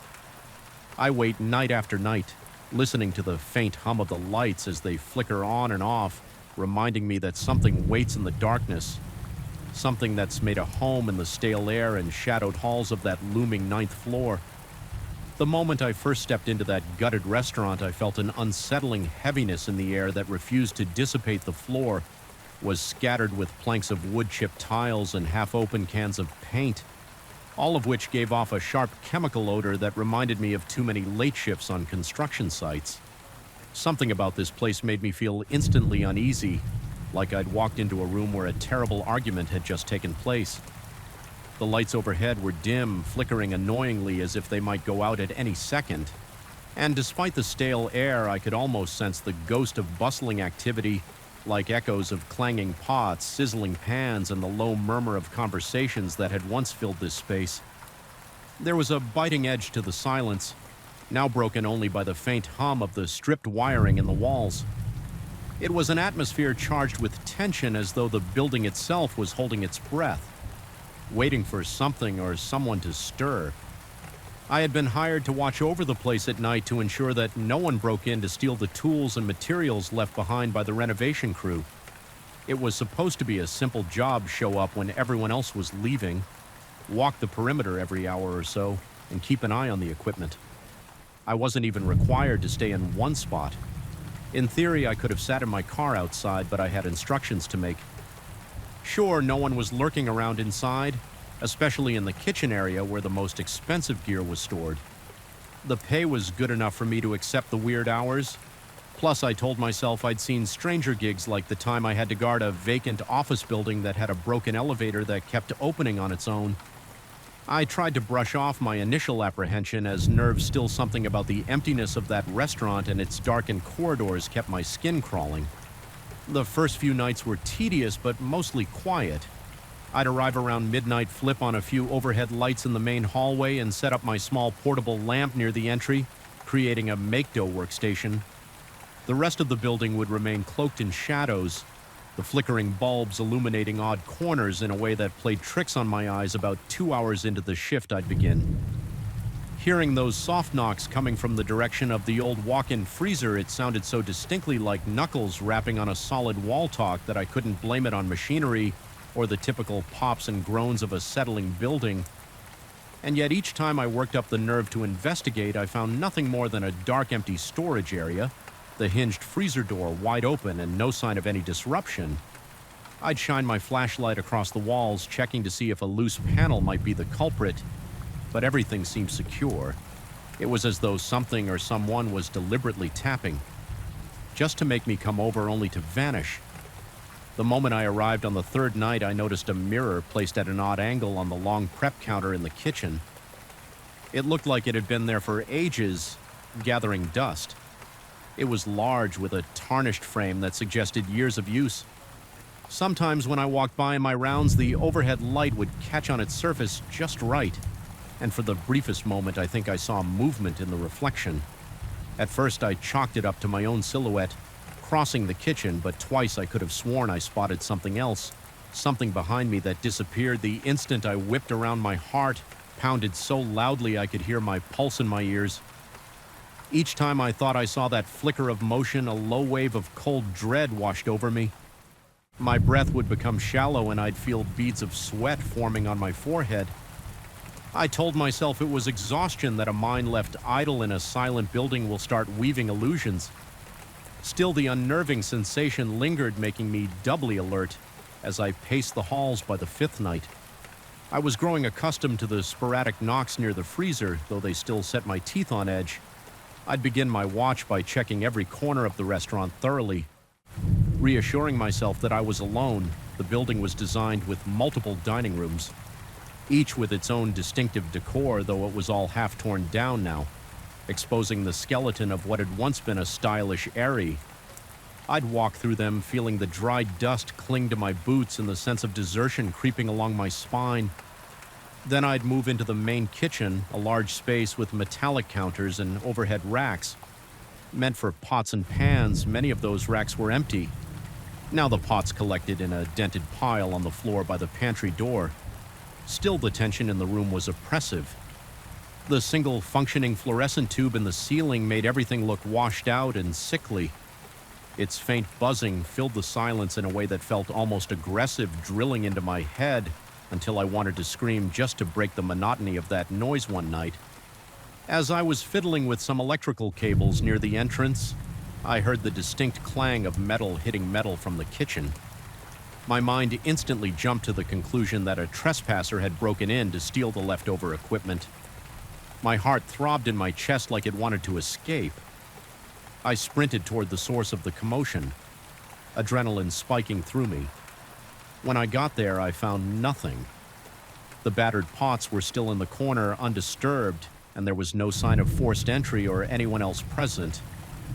I shone my flashlight across the counters, the cold steel reflecting back at me, but there was no other movement. It was a silent, chilling emptiness. The only evidence I had of something unusual was the echo of the clang still resonating in my ears. My breath was ragged and my skin prickled with goosebumps. It felt like stepping into a vacuum where reality warped and left me stranded, unsure of my own senses as the nights wore on. Paranoia began gnawing at my sanity. It started small, the feeling of being watched whenever I bent down to pick up a tool or rummage through a box of cables. I could practically feel eyes boring into the back of my head. But the moment I straightened up and spun around, there was no one. Other times I'd pass by that mirror and catch a glimpse of a shape, some kind of dark outline standing just outside my field of vision. Each time I looked directly, the shape would dissolve into the gloom. At one point, I even thought I saw the reflection of a pale face behind me, distorted by the mirror's tarnished edges. My throat went dry and my palms broke out in a cold sweat. I had to shut my eyes for a moment to steady myself, and when I looked again, the face was gone, leaving only the reflection of my own trembling figure under the harsh fluorescent light. Lack of sleep began to wear me down. My mind kept replaying every small anomaly. The knocks, the glimpses of movement, the echoing clang of pots on an endless loop. My chest would tighten with anxiety whenever I stepped into the building, as if an unseen presence was pressing down on me. Draining the air from my lungs, I started doubting my own recollection of events. Maybe the knocks had a rational explanation. Perhaps the movement in the mirror was just a trick of the light, or maybe the pots had just shifted due to some vibration. But no matter how hard I tried to rationalize these experiences, I couldn't shake off the primal fear that something was terribly wrong here. My heart raced every time I entered a dark corridor. My hands trembled and my vision sometimes blurred at the edges, like my body was ready to snap into fight or flight mode. Without warning, the final straw came one night when I was conducting my usual round in the corridor leading to the walk-in freezer. The faint overhead bulb kept flickering, casting dancing shadows on the walls. Then I heard it talk louder than before, as if the knocks were right next to my ear. My entire body froze. My lungs seized up and I felt a chill race down my spine. Summoning what courage I had left, I stepped toward the freezer door. It lay ajar like a mouth waiting to swallow me. I reached out with my flashlight, its beam quivering because my hand wouldn't stop shaking inside. It was just darkness broken by the circular reflection of my flashlight on the walls. The temperature was cool but not freezing, and every surface looked damp and unwelcoming. Then from somewhere in that darkness, I heard what sounded like a faint exhale, almost a sigh.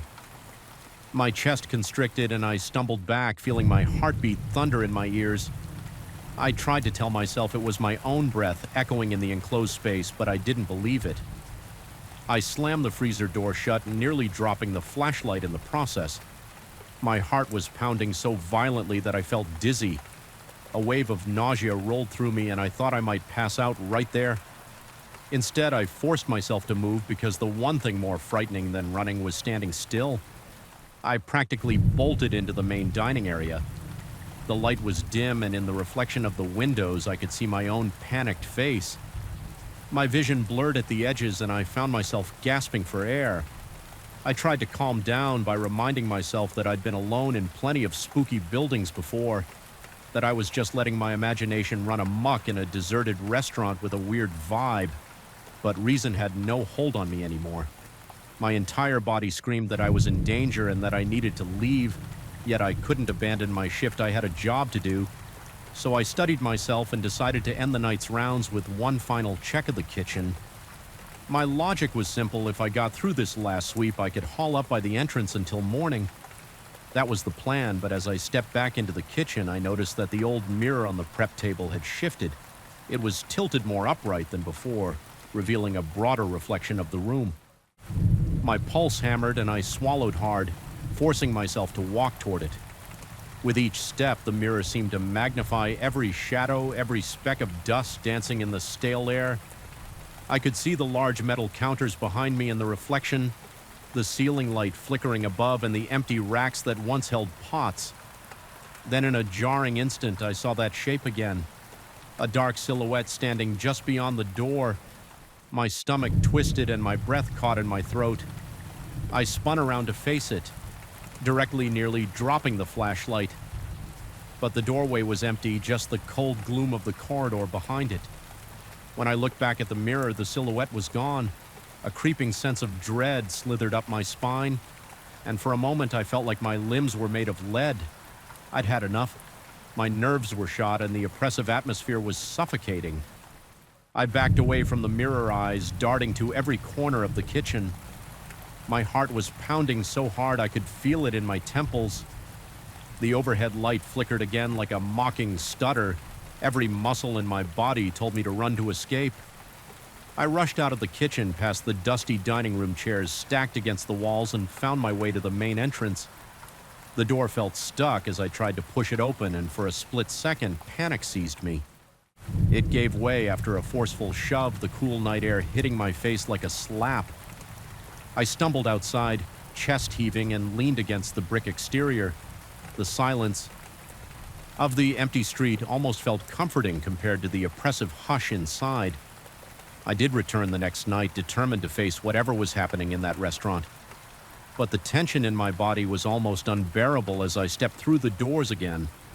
This time I felt a strange mix of dread and defiance. I refused to be scared off by something that had no logical right to be there. I walked the corridors more quickly than usual, double-checking the locks, scanning every inch with my flashlight. The knocks near the freezer returned, but I refused to respond. The old mirror remained on the table, reflecting only my own tense face when I dared to glance at it. Eventually, the shift ended, and I stepped out at dawn, feeling battered but oddly victorious. I had faced the swirling shadows, the eerie knocks, and the relentless paranoia, and I had survived physically at least. Yet even now, the memory of that place clings to my mind like a film of grime.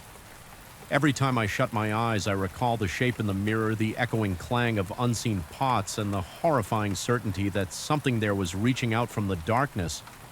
I'm left with questions that refuse to settle. Was it all just stress, the product of an anxious mind left alone in a husk of a building? Or was there genuinely some presence lurking among the hollow walls? Feeding on my fear, I have no definitive proof, only the echoing memories that make my skin prickle even in broad daylight. Sometimes I catch myself wondering if the next night I have to watch over an empty building, I'll face a similar presence. The possibility sends shivers down my spine, but I keep going because I have no choice. The real horror isn't what we see or think we see in the dark. It's the nagging doubt that we may never truly know what's hiding just beyond the reach of our flashlight beams. And it's that lingering uncertainty that ensures I'll never forget those nights of solitary vigilance, listening to the hollow knocks on the freezer wall, waiting for a shape to appear in the mirror that shouldn't be there, and feeling the relentless churn of dread that no amount of rational thought can erase. I felt the chill the moment I stepped through the side entrance of the clinic. Even though the corridors were kept at an even temperature, there was a penetrating cold that snaked across my skin and settled deep in my bones. My first few nights on the job had been relatively calm, Sterile hallways, humming fluorescent lights, the occasional drip of a faucet that needed fixing. But as the clock approached 3 a.m. on my second week, an unmistakable dread began to gnaw at me. It was as if the building itself were exhaling a slow, freezing breath, warning me that something was off. That was when I first noticed the door at the end of the corridor silently opening and closing on its own as though beckoning me deeper into the gloom. I had been hired to cover the night shift in a medium-sized medical clinic, one that officially closed to the public at 8 p.m. Only a few overhead lights remained on for basic visibility. They created pockets of yellowish glow in an otherwise dark space. My responsibilities were straightforward: supervise the generator, ensure that any essential equipment remained functional, and make certain no unauthorized persons wandered in it.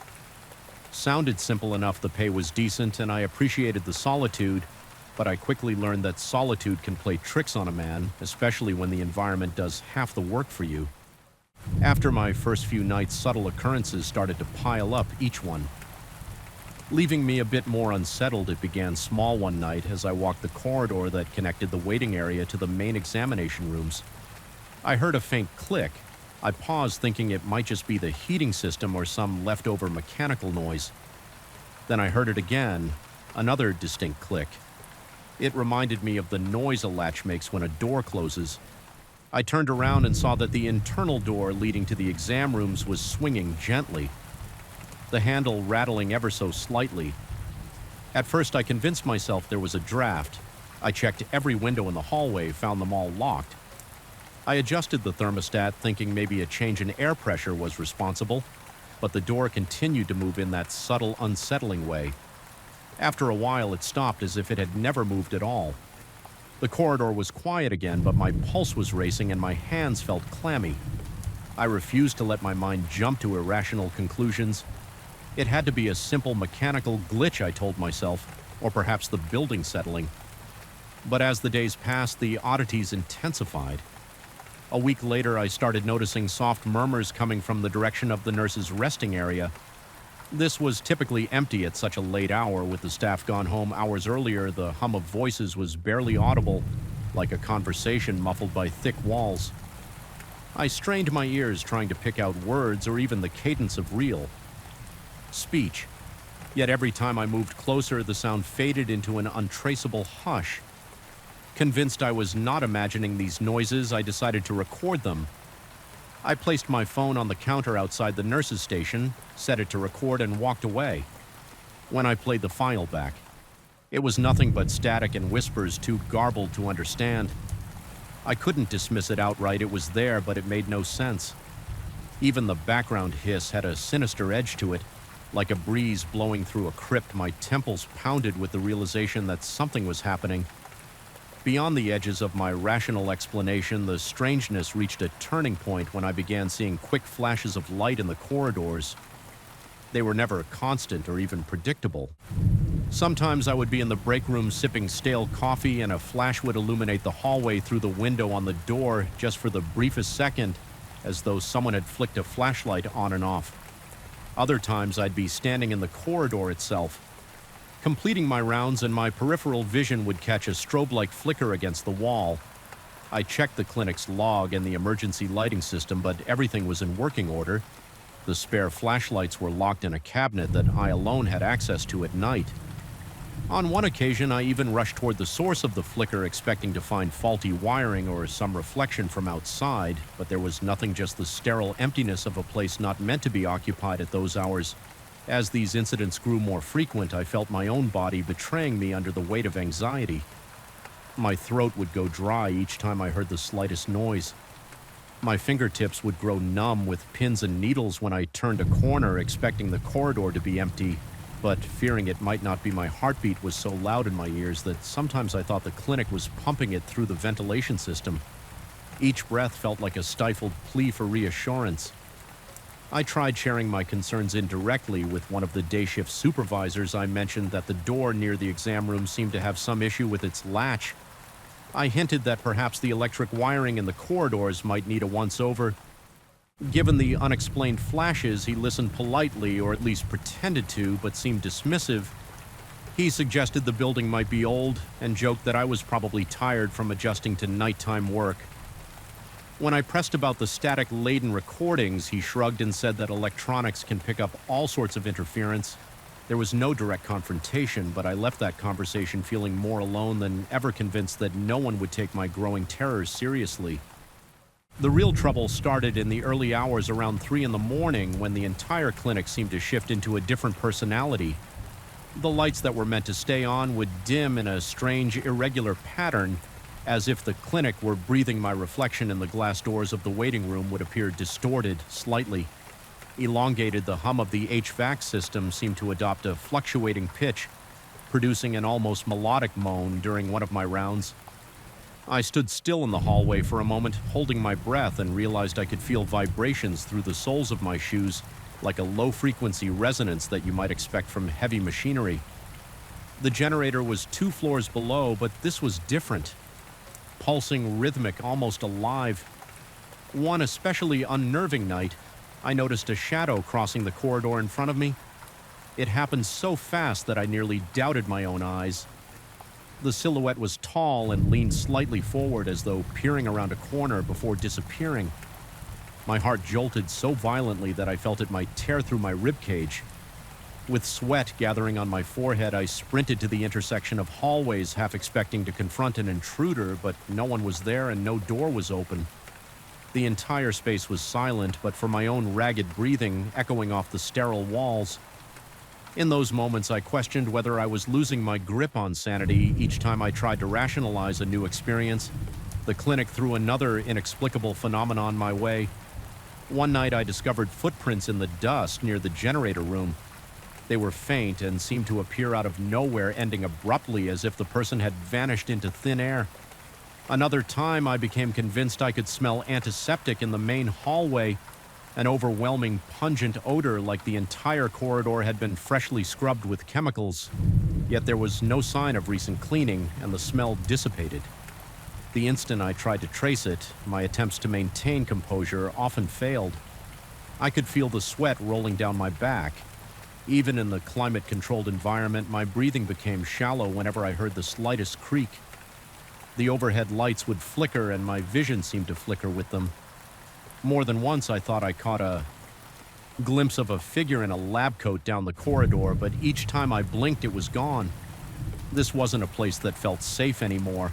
It was as if the clinic were a living thing, reacting to my fear, feeding on it.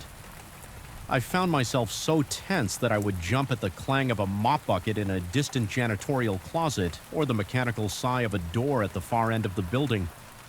One of the most disturbing nights came when I decided to approach the exam room door that had been opening and closing. It was around 3:10 a.m., and I felt a sense of dread that went beyond anything I'd experienced. Up to that point, there was a flicker in the fluorescent lights, and that door was again swaying slightly. An eerie invitation. My stomach felt twisted as though someone had knotted it from the inside, and I could taste bitter acid at the back of my throat. I inched toward the door, each step accompanied by the squeak of my rubber soles against the tile floor. The corridor felt impossibly long, and I could have sworn the door was receding further away, as if the hallway were stretching itself out to keep me from reaching it. When I finally stood in front of it, I placed my hand on the handle. It felt cold and strangely damp, like it had been sitting in a freezer. Slowly, I pushed it open, the exam room behind. It was dark, illuminated only by a faint glow seeping through the blinds from the streetlights. Outside, my heart thudded so loudly that it drowned out every other sound. The room seemed empty, just an examination table, a sink, some cabinets for medical supplies. I stepped inside, convinced I would find nothing but a draft or maybe a misaligned hinge. Then I heard a soft shuffle from a corner. I froze. My scalp prickled as though every hair was standing on end. My vision blurred momentarily, mustering courage. I pointed my flashlight into that corner. There was no one there. Only a metal stool and a rolling tray, yet the stool was turned slightly as though it had just been moved. My breath came out in a ragged gasp. I stepped backward, nearly tripping over my own feet, and fled the room without looking back. Ever since that night, the sense of oppression in the clinic deepened. Even the silence felt loaded, like it was vibrating with a hidden message. The faint whispers near the nurse's station returned almost every night. If I tried to record them, I heard only static on playback. The door at the end of the hallway kept swaying. Even after I tightened its screws, the corridor light sometimes blinked in what felt like a deliberate sequence. Not just random power fluctuations, worse. I would occasionally catch a reflection of movement in the polished floor tiles. When I was positive I was the only one in that hallway, my hands would shake involuntarily. Whenever I tried to steady my flashlight, I began to doubt my own senses to the point where I feared turning corners or opening doors. The anticipation of seeing something impossible, some figure crouched against the wall or a silent shape standing in the middle of a room, ate at me. Every moment I told myself I was just paranoid, that the job was too solitary, that perhaps my mind was conjuring illusions out of stress, but the physical manifestations, the temperature drops, the swaying doors, the footprints, the hushed voices refused to let me cling to rationality on my final night working there. I felt an overwhelming urge to confront whatever was lurking in those corridors. I couldn't endure the silent torment anymore. As 3 a.m. rolled around, I forced myself to walk the entire clinic, from the empty waiting room to the supply closets, from the exam rooms to the far corners of the basement near the generator. The deeper I went, the heavier my limbs felt. My heart was pounding so fiercely that spots danced in my peripheral vision. The overhead light seemed to flicker in rhythm with my pulse. Each corridor felt more oppressive than the last, and the air had an indescribable weight, as if I were wading through a tangible darkness. When I reached the generator room, I felt a sudden wave of nausea. The door was ajar, and I heard a low droning sound coming from inside. Not just the hum of the generator, but something layered beneath it. My scalp tingled and a cold sweat erupted on my forehead, summoning what little courage I had left. I entered the generator's status lights blinked as normal, but the corners of the room were swallowed in shadow. I'm not sure what I expected to find: a person, a trick of the light, some hidden speaker. Instead, I was confronted by an almost crushing sense of presence. My lungs constricted and my breathing became ragged. The walls seemed to close in for a moment. I thought I might pass out from sheer terror. Then in a single blink, the sensation vanished. The droning stopped. The room was simply a room again, lit by a single overhead bulb. But my entire body was shaking, and I knew I couldn't stay in that place any longer. I slammed the door and stumbled back upstairs, shutting off lights and double-checking locks far more. Hastily than usual, my car keys felt slippery in my hand as I fumbled my way to the side. Exit. The night outside was calm, far calmer than my own mind. I took one last glance back at the clinic for a second. I thought I glimpsed a flicker of white light behind one of the second-floor windows, but I refused to linger. I got in my car and drove away, my heart racing with the adrenaline of escape. I never returned to that night shift. I gave my notice the following morning, citing personal reasons. Even now, when I drive past that building, I feel a pang of dread that shoots straight through my chest. My breathing becomes shallow and my fingers tense on the steering wheel. Sometimes I wonder if anyone else experiences the flickering lights or hears those distant murmurs. Perhaps it all stopped once I left, or maybe the clinic just found a new late-night caretaker. Someone else it can lure into the labyrinth of its silent halls. Either way, I can't shake the feeling that whatever existed in those corridors is still there, waiting in the darkness, opening and closing doors for the next person who dares to walk its halls alone.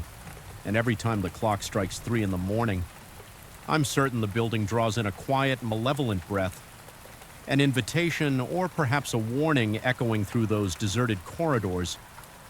Long after I've gone, I still remember the chill that swept through me the first time I set foot inside that vast concrete labyrinth.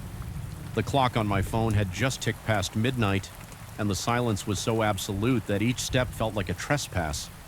Something in the stale air warned me that I didn't belong there, that the shadows clinging to the walls were not mere absences of light, but watchful presences. My pulse hammered in my ears as I made my way through the lobby for my very first shift. Little did I know how profoundly that place would get under my skin and how each night would intensify a creeping dread. I couldn't explain away I had been unemployed for months when I finally took this maintenance job in a sprawling residential complex. The place was massive with multiple towers jutting up into the night sky like silent sentinels. Each had its own set of potential issues: water pump failures, power outages, jammed trash chutes, problems that often manifested during the witching hours. The pay was decent and I was desperate, so I didn't hesitate to accept the graveyard shift running from midnight to 6 a.m. At first, I convinced myself that the stillness of the night would be easier to deal with than the chaos of daytime. Fewer people meant fewer distractions, and I could focus on my tasks without having to worry about residents hovering around me. That was before I discovered the tower labeled 7. Even now, just thinking about its looming silhouette sets me on edge. The building manager vaguely mentioned once that Tower 7 had an unreliable electrical system prone to strange surges and random flickers. He claimed it was nothing more than outdated wiring and poor insulation, brushed it off as a nuisance that often required a reset in the breaker room. But there was something in his eyes that made me wonder if there was more to the story. He averted his gaze as though recalling events he'd rather not articulate during my first week. The radio crackled almost every night, alerting me to a sudden power failure in Tower 7. Always the same floor, often the 10th or 11th, and always the same time, 2 in the morning. Give or take each time, I would do as train trudge to the building's exterior door, climb into the echoing stairwell, and find nothing. The lights would be on, the hallway would be empty, all circuits would be functioning perfectly. My attempts to troubleshoot were fruitless. But the radio alerts kept coming by the end of that week. Just the thought of stepping inside Tower 7 set my nerves on edge.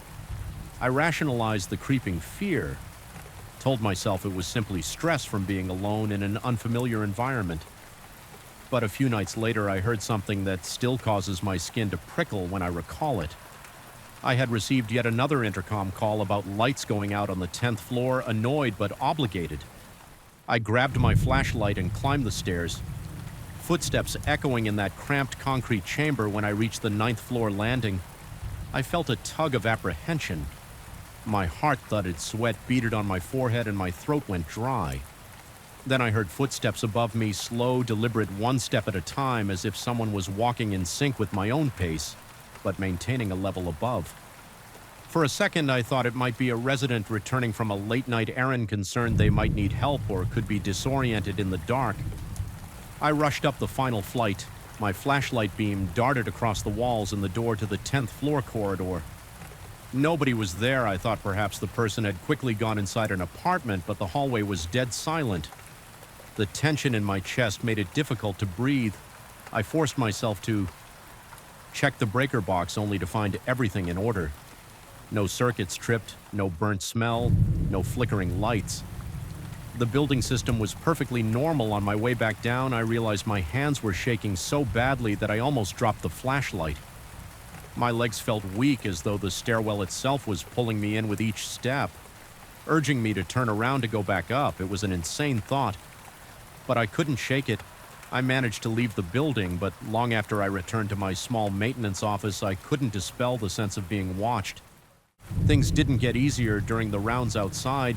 Either the complex's parking structure sprawls beneath the towers with a labyrinth of concrete pillars and dim overhead lighting. At the far end of this subterranean lot sits a storage room filled with spare tools, replacement pipes, and maintenance odds and ends. The moment I cross into that area, a faint scraping noise rises above the hum of the fluorescent lamps. It's a soft, eerie sound like metal, rasping over metal, steady and persistent. I once spent nearly half an hour trying to locate its source. I checked loose grates, examined vents, tested every tool on the racks. Nothing yet. The sound persisted, always seeming to come from a spot just out of reach behind some shadowy pillar or within the bowels of the wall. Each time I'm down there, my pulse skyrockets and sweat makes the collar of my shirt cling to my neck. The back of my skull tingles, and it feels like if I dare to turn around too quickly, I might catch a glimpse of something or someone standing behind me. The uncertainty is maddening. One night I spoke with a security guard who was on his way out, and he suggested that perhaps the underground levels pipes were old and rattling underwater pressure. I didn't argue, but I sensed he was just making excuses. Maybe he'd heard something too and wanted to rationalize it. I didn't exactly confide my deeper fears. Instead, I kept them to myself, certain I'd be mocked for letting my imagination run wild. After all, I needed that paycheck. Letting on that I was unnerved might have threatened my ability to keep this job, so I moved on, ignoring the sense of dread each time the elevator's fluorescent lights flickered or the radio blared to life with another phantom call. One of the most jarring incidents happened about a month into this routine. I was in the main office when the intercom panel chimed again, and a mechanical voice announced an electrical failure in Tower 7 ground floor. My heart sank. I braced myself and headed out. The night air was oddly still, and every window in the entire complex seemed to watch me make my way to that ominous entrance. I pushed the lobby doors open, stepping onto a marble floor that glowed faintly under emergency lighting before I even reached the front desk. The elevator doors slid open by themselves. At first, I thought a resident might be inside, but it was empty. Its overhead light flickered in an unnerving staccato pattern. Taking a cautious step forward, I peered at the buttons on the panel. They flashed randomly as though an invisible hand was pressing them in quick succession. Then everything went dark. I felt my breath catch, and a cold wave washed over me, the kind you get when terror grips your throat and refuses to let go. A moment later, the lights returned as if nothing had happened, trying to remain logical. I reasoned that the old wiring was at fault, but my body refused to accept that simple explanation. My palms were clammy and my knees wobbled as I decided to head to the electrical room on the 10th floor to check the breakers. This time I chose the elevator, both to save time and to confront my fear. The ride was excruciatingly slow. The lights in the elevator flickered periodically, and with each flicker, the reflection in the stainless steel walls seemed to shift, almost as if it showed not just me, but some blurred outline standing behind me. I avoided looking too closely, focusing on my own ragged breathing. When the doors opened, I jumped out, half expecting to see the hallway plunged in darkness. Yet everything was illuminated in a soft, almost comforting glow. My relief was short-lived, though, because the silence pressed in on me from every angle. It felt unnatural, like the floor itself was holding its breath. The breaker room was a small closet at the end of the corridor. Opening the metal door produced a shrill creak that reverberated so loudly I nearly yelped inside. I inspected the breakers one by one, all normal, no surges, no triggers. My heart pounded so violently that I felt it in my temples. Then from somewhere behind me, I heard that dragging footstep again. It was faint, a soft scuff on the linoleum. My entire body went rigid, and I could barely muster the courage to pivot. When I finally did, flashlight raised. There was only a vacant hallway. Still, the air felt charged, like an invisible presence was standing inches away, challenging me to take a single step in its direction. I couldn't stand there any longer. I bolted for the stairs, ignoring the wave of vertigo that nearly made me stumble each flight down. I heard something following me, not a person, but more like a whisper of motion at the corner of my perception. My own breathing sounded thunderous in my ears, and my throat was so tight it hurt. By the time I reached the ground floor, my uniform was drenched in sweat. Unexpectedly, the elevator was waiting with its doors open. Lights steady as ever, there was no sign of malfunction. The lobby was perfectly quiet, the overhead lamps humming softly. It was almost serene. In a daze, I stepped outside, my chest heaving as I gulped the cool night air. That was the moment I realized whatever was happening wasn't purely electrical. Something was toying with me, maybe testing my limits. I stood there trying to regain my composure, but a sensation of being watched from inside the building forced me to keep moving. I returned to the underground parking, partly to check the boilers and partly to avoid the eerie emptiness of the towers. Once there, I felt compelled to investigate the scraping noise. Once more, I headed toward that far corner near the storeroom. As I approached, the fluorescent lights overhead buzzed louder. My nerves were already shot, so every minor sound set me on edge, making my pulse jump erratically. The scraping was there, faint and rhythmic.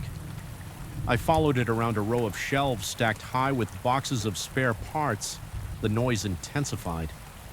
Suddenly, the room felt colder, as though all warmth had been siphoned out. My stomach churned as I circled a heavy metal cabinet. That's when I saw a flicker of movement out of the corner of my eye. I whipped the flashlight toward it, but saw nothing. Besides my own reflection in a dented metal panel, my mind insisted something had just been there. A shape or a silhouette that moved away the instant I turned my head. The scraping sound abruptly stopped, leaving a jarring silence that felt even more ominous. I stood there, heart pounding so violently it felt like it might burst. Time became a blur. It could have been seconds or several minutes before I gathered the courage to shine my flashlight across the rows of shelves behind the garbage bins and under a large table. Nothing, no occupant, no explanation for the noise, anxiety gnawed at my insides. I wanted to call someone to ask if they had ever experienced anything similar, but I felt foolish who would believe me. Eventually, I forced myself to continue my rounds. My shift ended at 6 Igor, and the faint glow of dawn found me slumped against the wall of the maintenance office, exhausted and shaken. I tried telling myself that it had been a trying night, that my mind was playing tricks on me, but deep down I knew the difference between a fatigued imagination and a palpable sense of being hunted the next week followed a grim pattern. The radio still reported phantom malfunctions in Tower 7, and the moment I stepped into its lobby, odd phenomena would intensify: unexplained footsteps, flickering lights, elevator doors that opened on their own. My reflection and polished surfaces appeared distorted, as if the building itself wanted me to question what was real in the underground garage. That scraping noise grew louder, more frantic, but never allowed itself to be found. My nights became an endless cycle of clenched fists, shallow breathing, and a racing heartbeat. My paranoia skyrocketed to the point where I found myself checking over my shoulder every few seconds at one point. I even contemplated quitting, but my finances wouldn't allow it. The job, as disturbing as it was, paid well, and I was in no position to walk away. I told myself I would endure it, that I was stronger than any lurking shadows or flickering lights, yet each night chipped away at my resolve. My dreams became twisted labyrinths where corridors stretched infinitely, and faint footsteps echoed behind me. No matter how quickly I ran one particularly harrowing night, I confronted the tension head-on. Another alert from Tower 7 ground floor lighting failure, with sweat already forming on my forehead. I entered that despised lobby the second I stepped inside. Every single bulb dimmed until the entire entrance was bathed in a faint orange glow. The elevator lights flickered, an unsteady beacon that felt more mocking than helpful. I marched across the lobby, heart hammering, determined to reset whatever breaker had tripped. That's when I caught sight of my reflection in the elevator's mirrored interior. There was the shape again, a blur behind me. I spun around instantly, but the space was empty. It felt like the building was breathing, its walls expanding and contracting in quiet anticipation. My instincts screamed at me to run, but I forced myself to pry open the electrical panel in the lobby. Every switch was perfectly set. My hands trembled so badly I could barely keep hold of the flashlight. My stomach twisted and an icy dread rushed up my spine. It was as if the entire building was mocking my attempt to find a logical explanation. Sensing that I was on the verge of losing control, I slammed the panel shut and backed away. I still don't know what compelled me, but I whispered under my breath that I wouldn't be frightened off so easily. The words felt hollow even as I said them. Something in the air shifted, a silent response that made every hair on my arm stand on end without warning. The ceiling lights flared back to full brightness. My vision swam from the sudden glare, and when I blinked it away, everything was just as it should be, quiet still and mildly lit by the overhead fixtures. But my body remained coiled, adrenaline coursing through every vein. I could practically feel my heart thudding against my ribs.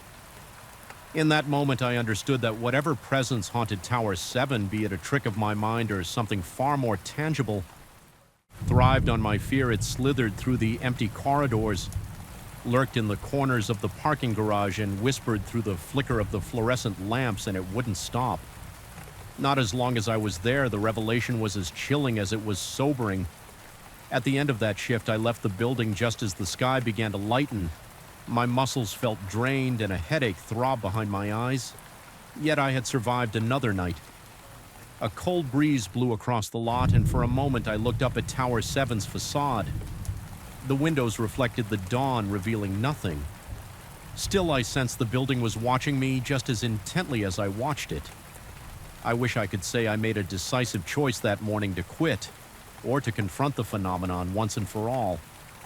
Instead, I found myself in a stalemate bound by financial necessity, yet burdened with an unshakable dread. The unseen presence in Tower 7 knew me, now recognized my routine, understood my weaknesses. Each time I swipe my keycard at midnight, I feel its attention snap to me, waiting to escalate this twisted game. I don't know how this ends. Maybe the building eventually reveals a deeper truth. Maybe it's just my mind unraveling from the strain of working alone in the dead of night. All I can say for sure is that something out there, a scraping in the dark, a flicker in the hallway, a breath against my neck has taken root in my nights. And every time my radio crackles with a new alert for Tower 7, I can't stifle the nauseating churn in my gut. Yet I go. I always go, because for now I have no choice, and because sometimes surviving the night is the only way to make it to the next dawn. Even if that dawn brings no comfort at all, I woke to the sound of something scratching on glass. A faint drawn-out scrape that seemed to resonate from inside my own mind. My heart gave a start thudding dully against my ribcage as I realized it was coming from the bedroom window.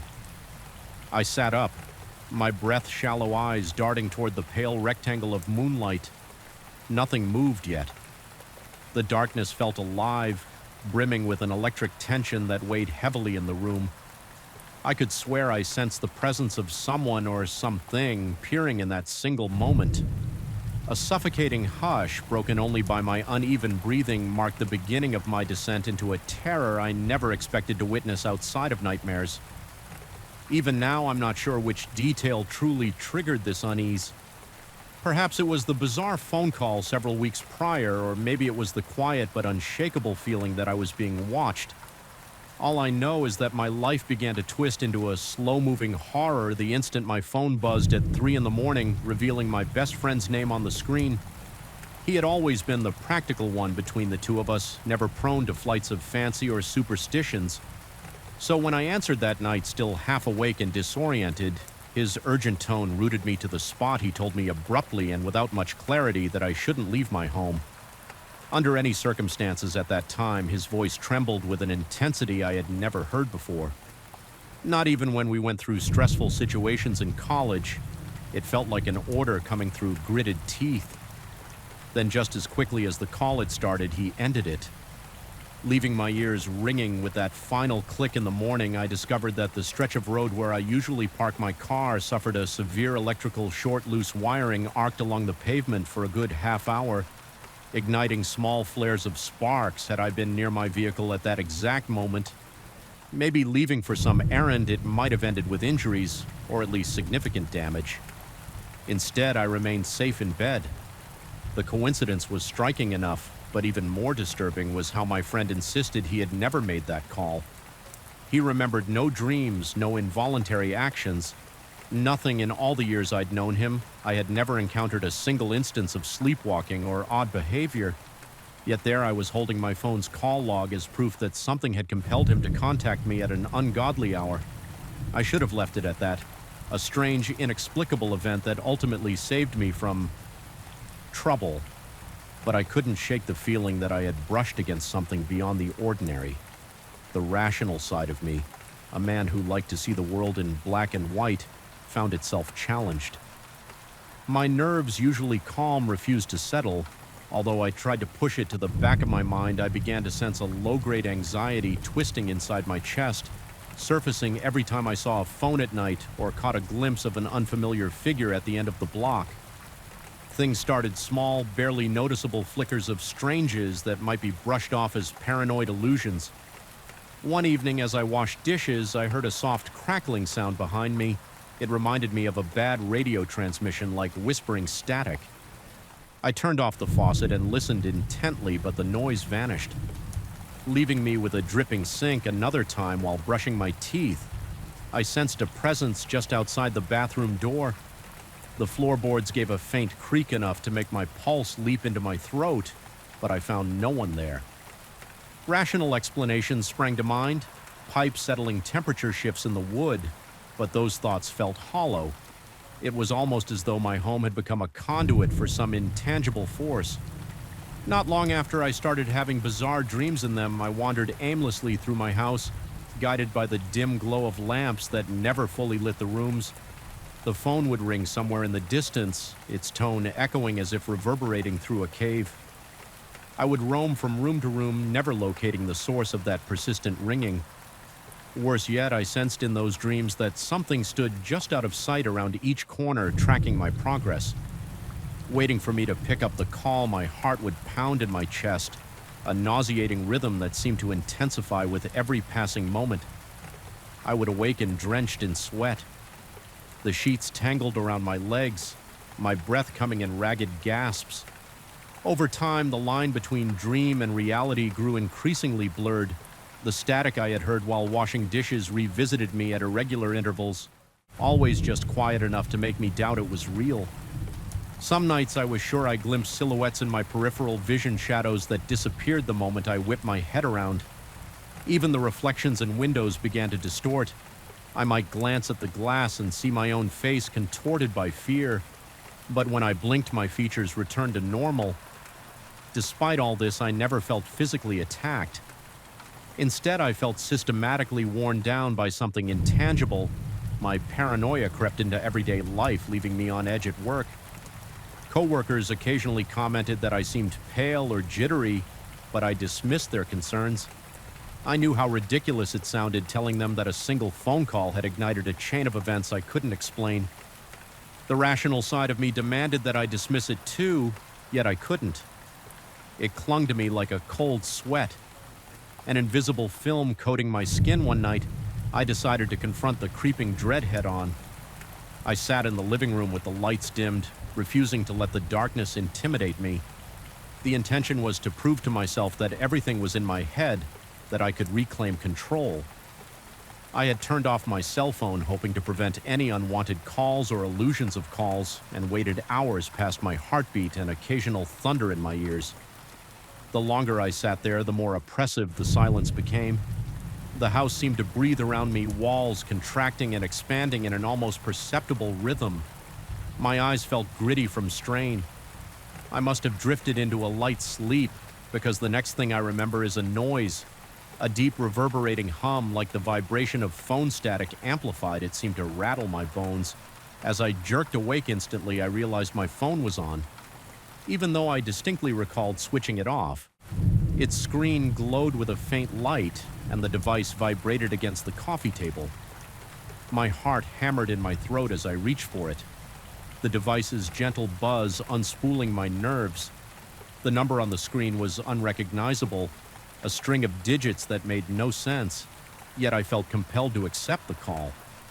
Something deep in me rebelled at the idea, but some other part of me, maybe the same part that refused to disregard what my friend had done, weeks ago insisted I answer with trembling fingers. I picked it up. The line hissed with static. I could hear frantic breathing, but it wasn't mine. It sounded like an echo of someone else's fear bleeding through the phone. Fast and ragged for a second, I thought I recognized my own voice in that labored breath, almost a reflection of my panic. Then the phone went dead. My heart pounded so fiercely I thought I might faint. I sat there, cold sweat running down my temple, waiting for something else to happen. Nothing did. It was only me in the dark, phone in hand with the house pressed around me like a living shroud.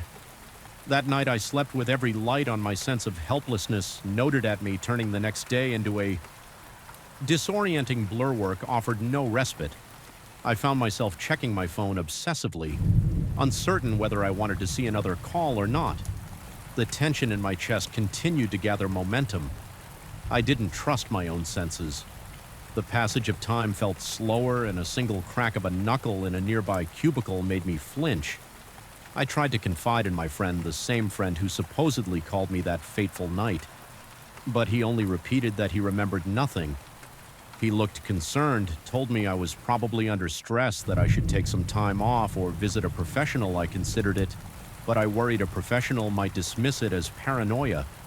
Still, the smallest rational part of me clung to that possibility, hoping for some mundane explanation.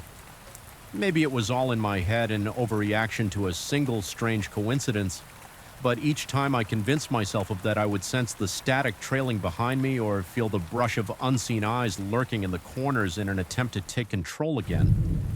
I changed my nightly routine. I forced myself to go for short walks before bed, wanting to soothe my nerves with fresh air, yet even outside I felt watched. Streetlights buzzed overhead with a dull resonance, and I found myself scanning driveways and alleyways for any shape that might be following. Whenever a lamp flickered, my pulse instantly spiked, and I half expected to see a silhouette crouched under the wavering glow. One evening, while returning from such a walk, I passed my car parked across the street. It sat beneath a single streetlight that cast harsh, angular shadows. The vehicle appeared normal, but as I approached, I heard that same crackling. I'd heard in my kitchen weeks ago. It emanated from somewhere near the front bumper like static or an electrical hum. I stopped dead in my tracks, my face burning with mounting dread. Then, just as I stepped closer to investigate, the noise disappeared. My skin tingled and the hair on my arms rose in a ripple of gooseflesh. I fled inside, slamming and double-locking the door chest, heaving with shallow staccato breaths. The house welcomed me with the oppressive hush I had come to despise. I stood in the doorway panting, scanning the living room for any sign of movement. My phone lay on the table off this time, at least I thought it was. Every time I looked at it, an icy stab of apprehension cut through me. For a few moments I considered throwing it away entirely, but the idea of not having a phone at all felt almost as terrifying. What if an actual emergency happened? What if I needed to call for help? That question settled like a weight in my mind. Need to call for help against what, though an intangible presence, a manifestation of my own paranoia. Part of me wondered if the phone itself was a gateway, some channel for an influence I didn't understand after all. It was the phone call that triggered this entire ordeal, and subsequent calls or static seemed to herald more episodes of dread. Time slowed to a trickle over the following days. My nights became a series of half-sleeps and abrupt awakenings, each more disorienting than the last. My dreams carried me through silent hallways, the phone ever ringing in the background, intangible yet omnipresent. More than once I jolted awake with my mouth dry, heart hammering. Sure that something was in the room, I could practically taste the fear bitter and metallic on my tongue. In desperation, I resolved to contact my friend again and plead for an explanation if he truly had no memory of calling. Maybe we could retrace the phone records, dig into any possible error or glitch. Perhaps some automated system or a crossed line had faked his caller ID, leading to all this confusion. The thought of uncovering such a mundane solution offered a fragile hope. So I asked to meet him at his place one evening, a neutral space I hoped would quell my anxiety when I arrived. The atmosphere felt no less suffocating. His apartment was well-lit, airy even, but an ominous pressure still clung to me like a second skin before I could speak. He mentioned that his phone bill showed a mysterious spike, multiple calls placed at unusual hours, none of which he recognized. He explained it calmly, trying to reassure me that we'd figure it out together. Yet as I listened, my pulse kept an erratic tempo. We cross-referenced the call logs, and sure enough, the dates and times aligned with my experiences, always around 3 a.m. Always brief that night, I left his place with more questions than answers. My mind reeled with the possibility that something was manipulating our devices, some force beyond my comprehension during the drive home. The sense of being watched magnified tenfold. The streetlights cast long, pale beams on the asphalt, and each one seemed to illuminate a pocket of darkness, crawling with hidden shapes. My headlights revealed nothing but empty streets. Yet my heart pounded with the conviction that I wasn't alone. By the time I pulled into my driveway, my muscles felt taut enough to snap. Stepping inside my house, I tensed at the sudden realization that I had neglected to lock the door behind me when I left earlier. I don't know why that realization made my skin crawl. Perhaps I imagined that something had slipped in while I was gone, or perhaps the idea of my sanctuary left unguarded was just too much to bear. Moving slowly, I checked each room, flipping on the lights and bracing myself for any horrifying surprise. Everything appeared in its proper place, yet the dread remained. I sat on my sofa, phone in hand, determined to face whatever might come. Eventually, I noticed the faint hum again, a current of static so subtle I wasn't sure if it was real or a product of my exhausted mind. My vision blurred at the edges as adrenaline surged through my veins for a moment. I forgot how to breathe, my chest tight with panic. The phone grew warm in my hand as if it had a pulse. I fought the urge to fling it across the room. Instead, I stared at it, waiting. Then the screen flickered, cutting through the darkness with a sudden glow. The device vibrated. No number displayed this time, just a shapeless distortion of pixels. My heart thundered and I felt every beat hammering in my eardrums without waiting. I rejected the call, pressing the button so hard my thumb went numb. The phone went silent. The oppressive static vanished.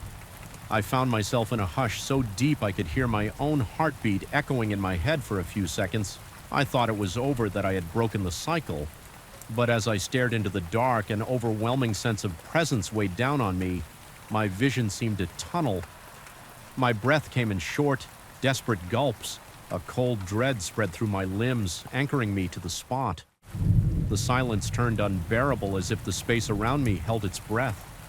Then the phone in my grasp felt unnaturally heavy, and I realized that perhaps I had merely severed the connection, not banished whatever lurked behind it. That was when I felt the shift in the air, like a slow, invisible wave of pressure passing through the room. My peripheral vision caught a flicker, a fleeting distortion against one wall, like heat rising off asphalt in the summer. I couldn't make out a shape, only a sense of dislocation. My mind struggled to process it, teetering on the edge of rational thought. Every hair on my body stood on end and chills crawled across my spine. I squeezed my eyes shut, trembling, trying to will it away when I opened them again. The distortion was gone, yet the feeling persisted. A sensation that something stood mere inches behind me, out of sight. I refused to turn around, my breath now shallow gasps that left my lungs burning. I sat motionless, phone still in hand, trapped in an impasse between fear and determination. Eventually, the suffocating pressure eased, though it never vanished completely. Once my heartbeat steadied, I glanced around the silent room. Nothing stirred. It's been days since that incident, and I haven't received any further calls. My phone logs remain empty, as if the unknown force has retreated still every time I see a phone. My stomach knots with the memory of that static and the eerie breathing on the line. I cannot shake the conviction that in answering that call weeks ago, I invited a presence into my life, something that fed on my fear and confusion. Though it seems to have withdrawn, I sense it. Watching from the periphery, waiting for the moment I let my guard down again. I now keep my phone on silent, most nights half hoping never to hear its ring again. Yet I also find myself listening intently for the faintest vibration, torn between relief and dread. In the quiet moments before dawn, I sometimes catch myself straining to hear that crackling static or a distant ring, and in those moments my pulse races and my breath quickens, as though the darkness itself is about to come alive. Once more, I've learned to accept that some warnings defy explanation, that a person can transmit a message without conscious will, compelled by forces we can't name. I no longer dismiss those fleeting premonitions. Something out there tried to protect me, or perhaps tried to lure me. Using a friend's voice as bait, I survived this ordeal without harm, but not unscathed. The house still feels different, as though the walls have soaked up my terror, and every time I glance at my phone, I brace myself for that gut-wrenching buzz, the one that tore open my reality and exposed me to a darkness I wish I could unsee. I can't claim to know what truly happened, or if it might happen again. All I can do is stand guard against the unknown that may yet lie dormant in the silent hours of the night. I escape it by staying alert, by refusing to answer calls I cannot trace, by trusting that strange sixth sense that flares when something is amiss. But the memory lingers, throbbing beneath my consciousness, a reminder that some boundaries are perilously thin, and one phone call can be enough to let the darkness in. I felt the unease pressing in on me the moment I stepped into the hospital lobby for my night. Shift the air was too still, too stale, as though it carried the weight of countless secrets. Fluorescent lights buzzed overhead, casting an unforgiving glare on every scuffed tile and chipped bit of paint. My heart pounded harder than usual, a nagging sense of dread gnawing at me even before I took my seat behind the main desk. Somehow I already knew that tonight would be different. That was the sort of premonition you never ignored in a place where corridors whispered of silent emergencies and restless energies. Yet I couldn't shake off the feeling of being watched. It wasn't rational, and I tried to bury it under routine tasks, rechecking schedules, scanning charts, preparing medication lists. But that prickling tension never left. It slid cold fingers across the back of my neck, made me hyper-aware of every flickering shadow along the hallway. By the time the clock inched toward 2 in the morning, my palms were clammy, and I found myself almost dreading the moment when the automatic doors would decide to do their nightly trick. I first noticed the phenomenon a few weeks ago on one of my earliest overnight shifts. Everyone else had gone, just me at the nursing station and a colleague stationed by the reception area for security. We were the last line of defense for any patient who wandered in any late-arriving ambulance with a non-urgent case. It was a quiet night, the kind that should have lulled me into a false sense of peace. That is, until the front entrance's sliding doors hissed open all by themselves. My colleague and I both straightened, fully expecting to see someone. Nothing. We watched the metal frames part wide as if inviting a guest who never showed the door, then closed again smoothly and without complication. I tried to brush it off as a mechanical glitch. We even half joked about it, telling ourselves the sensor must be on the fritz. But then it happened again the following night, and again always around the same time. 2 in the morning, give or take a few minutes. Each time I felt something cold flow into the lobby, an icy draft that settled in my gut and wouldn't leave. The hair on my arms would stand at attention, my lungs felt constricted. Whenever I looked at my coworker, he appeared just as uneasy. Though we both tried to maintain a facade of calm professionalism, neither of us wanted to be the first to admit that something about this was deeply, undeniably wrong. Night after night, the episodes persisted. I tested the sensor repeatedly, even going so far as to stand directly in front of it, wave my hands, stomp around it. Worked perfectly whenever I tried it. The technician we called in examined the door and declared everything normal. No wiring issues, no mechanical defects. The logs for the security system showed nothing. A miss in the camera footage only revealed the doors opening to an empty sidewalk. No phantom shapes, no drifting curtains or scurrying animals. Just the door opening and closing as though guided by an invisible hand. A week ago, I began to notice smaller details that added new layers of anxiety. At first, they were barely noticeable, the faint sound of feet shuffling just around the corner when the corridor was obviously empty, or the sudden flicker in the overhead lights that seemed timed to my breath. Sometimes the elevator at the far end of the hallway chimed its doors, sliding open for nobody. I would step out, fully expecting to find a confused patient who pressed the wrong button, but I always found it deserted. The emptiness made my pulse spike. My breathing grew uneven, quick as I tried to rationalize each occurrence. Maybe someone had pressed the elevator and walked away. Maybe the building's wiring was old and the entire place was just finicky at night. Still, none of these thoughts provided real comfort. They felt hollow, like excuses I threw at the creeping dread. I couldn't escape one night around the same dreaded time that front door slid open again. A rush of cold air swept across my face, immediate and piercing as if the night itself had been storing up all its chill. Just to unleash it, in that moment my colleague looked at me with wide eyes. He didn't say much, just a single sentence about needing to check the cameras. I nodded, heart racing as though I'd sprinted a marathon. The dryness in my mouth felt almost painful, and my fingers trembled against the edge of the counter, staring out into the dark, empty parking lot. I thought I caught a glimpse of a faint silhouette, but when I blinked, it vanished. My mind reeled, adrenaline coursing through my veins so hard that my chest ached with every heartbeat. It was as if my body was preparing for a threat that lurked just beyond my field of vision. From that point on, my perceptions became sharper, more attuned to every subtle shift in the hospital's atmosphere. Late at night, the squeaking of a gurney wheel from a distant corridor would jolt me upright. A flicker in the hallway lights had me scanning corners for shapes that shouldn't be there.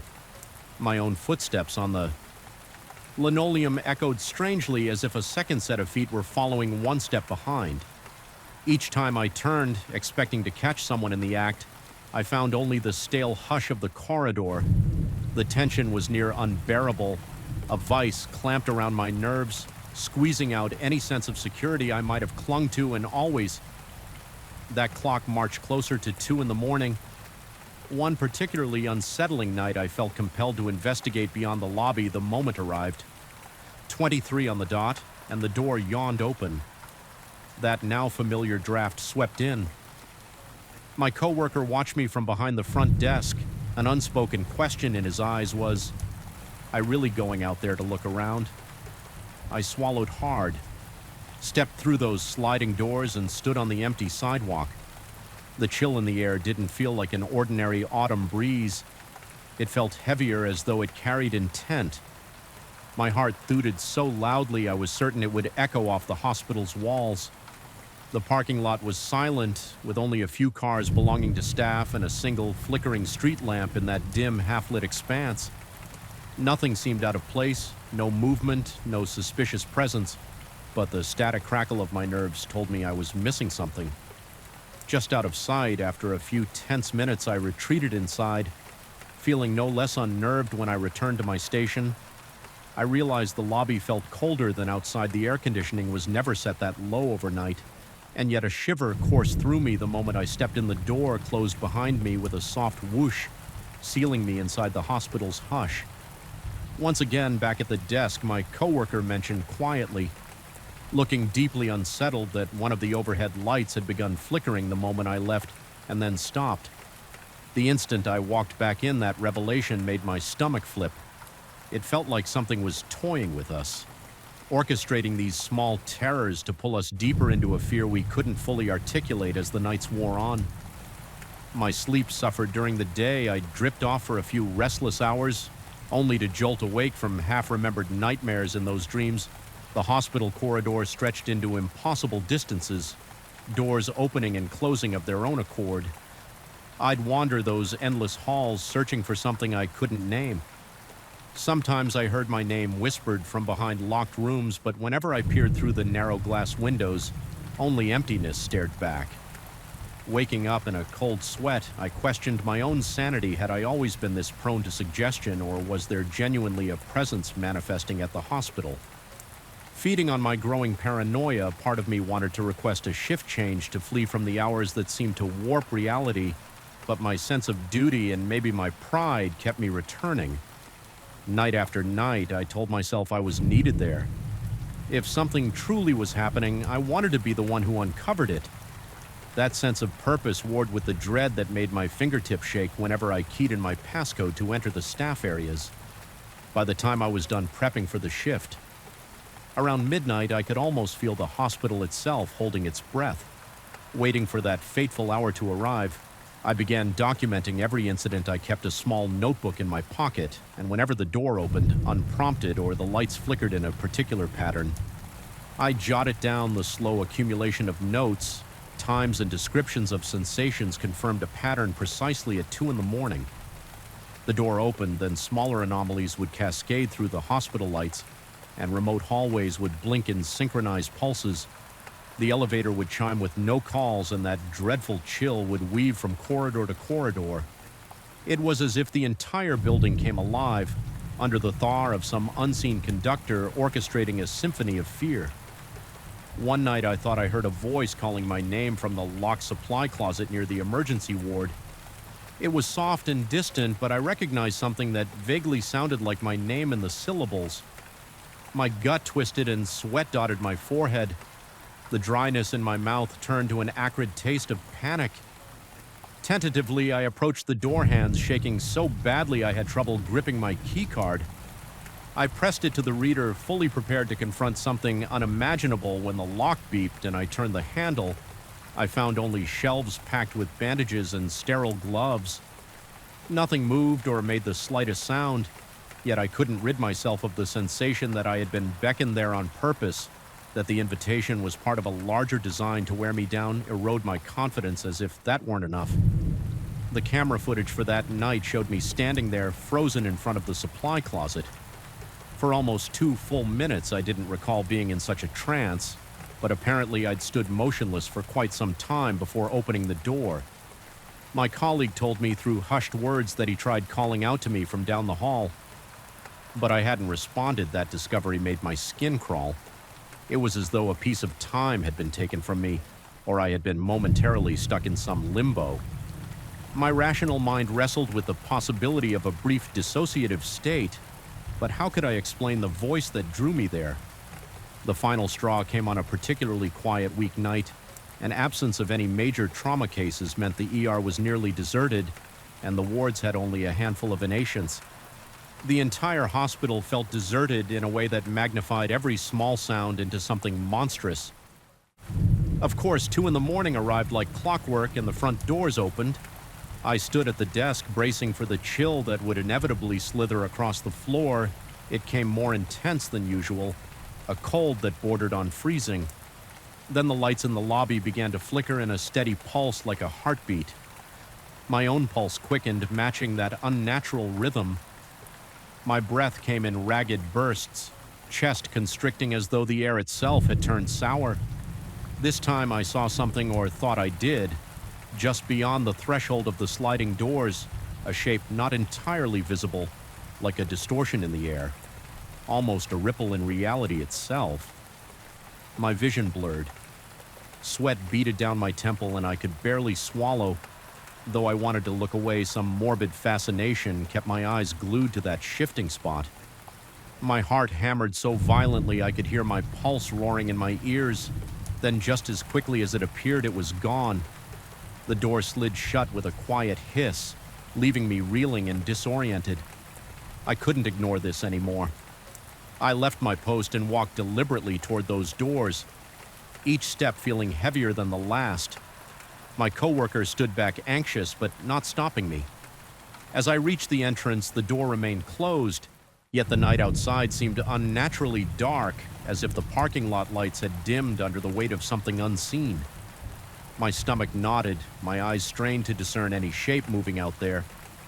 All I perceived was a subtle flicker under the lone street lamp. It was enough to send my mind spiraling. I forced myself to step back, returning to the relative safety of the lobby's fluorescent glow. In that moment, I understood that I was dealing with forces I might never fully understand. Something that defied the logic and science we cling to so fervently in a hospital environment. No mechanical fix or sensor replacement would fix this issue. Whatever this was, it had become an undeniable presence that inhabited the hospital at the witching hour, testing the limits of my courage and sanity. I decided I had to confront it in my own way, acknowledge it, challenge it, and then refuse to submit to the terror it brought each night. So the next time the doors slid open on their own, I simply stood there letting the cold air wash over me without budging. My heart race sweat dampened my uniform, but I stood firm. I forced myself to inhale slowly, telling whatever lurked beyond those doors that I would not run. The door stayed open for far longer than it usually did, as if taunting me. Waiting for me to crack, my limbs shook, but I remained rooted to the spot, refusing to let the fear devour me after what felt like an eternity. The doors closed, the sense of an eerie presence receded, though it did not vanish entirely. My coworker and I exchanged a glance that said everything we needed without words. We had survived another night, but the hospital felt forever changed in the night since the phenomenon has lessened. Somewhat, the door still opens at 2 in the morning, but the blast of cold air seems less intense, less hateful. I still feel watched, but now it feels more like an echo than a personal threat. I haven't seen the distorted shape again. Maybe it realized I wasn't going to break, or perhaps it's lying in wait for a moment of weakness. I can't pretend to know. What I do know is that I've made my peace with the reality that some things in this hospital cannot be explained away by mechanical glitches or rational theories. I've chosen to continue working the night shift, even though each midnight approach leaves a residue of unease coiling in my gut. There's power in standing my ground and refusing to yield to whatever presence roams these halls. Sometimes I still feel it, a brush of cold at my shoulder or a flicker in the corner of my eye that makes my skin prickle, but I stand taller now, breathing through the moment until the fear subsides. I haven't told many people about these events. Mostly it stays confined to whispers between me and that same coworker who has witnessed the inexplicable. Officially, the door's sensor is scheduled for further inspection, but we both know there's nothing a set of tools and a diagnostic test can fix here. The hospital has its own secrets, and while those secrets never fully sleep, I've come to realize they don't have to claim me. The door will open again tonight, sure as the clock will strike 2, but I will be here prepared to meet that cold air with steady breaths and a heart that, though it hammers, refuses to collapse into terror. And if there's a presence lingering just beyond that threshold watching through the glass, I can live with that knowledge. It's a fragile truce, but it's mine. The chill in the corridors, the whispers in the supply closet, the flickering lights in the empty hall. They remind me of a reality stretched thin where perhaps my perception and the hospital's hidden truths intersect. I may never fully understand what's happening, but I understand enough to know that I won't let it break me. My nights remain dark and uneasy, but every new dawn feels like a triumph over whatever crosses that lobby at 2 in the morning. And maybe that's all the victory I need in a place that holds more than just the living within its walls.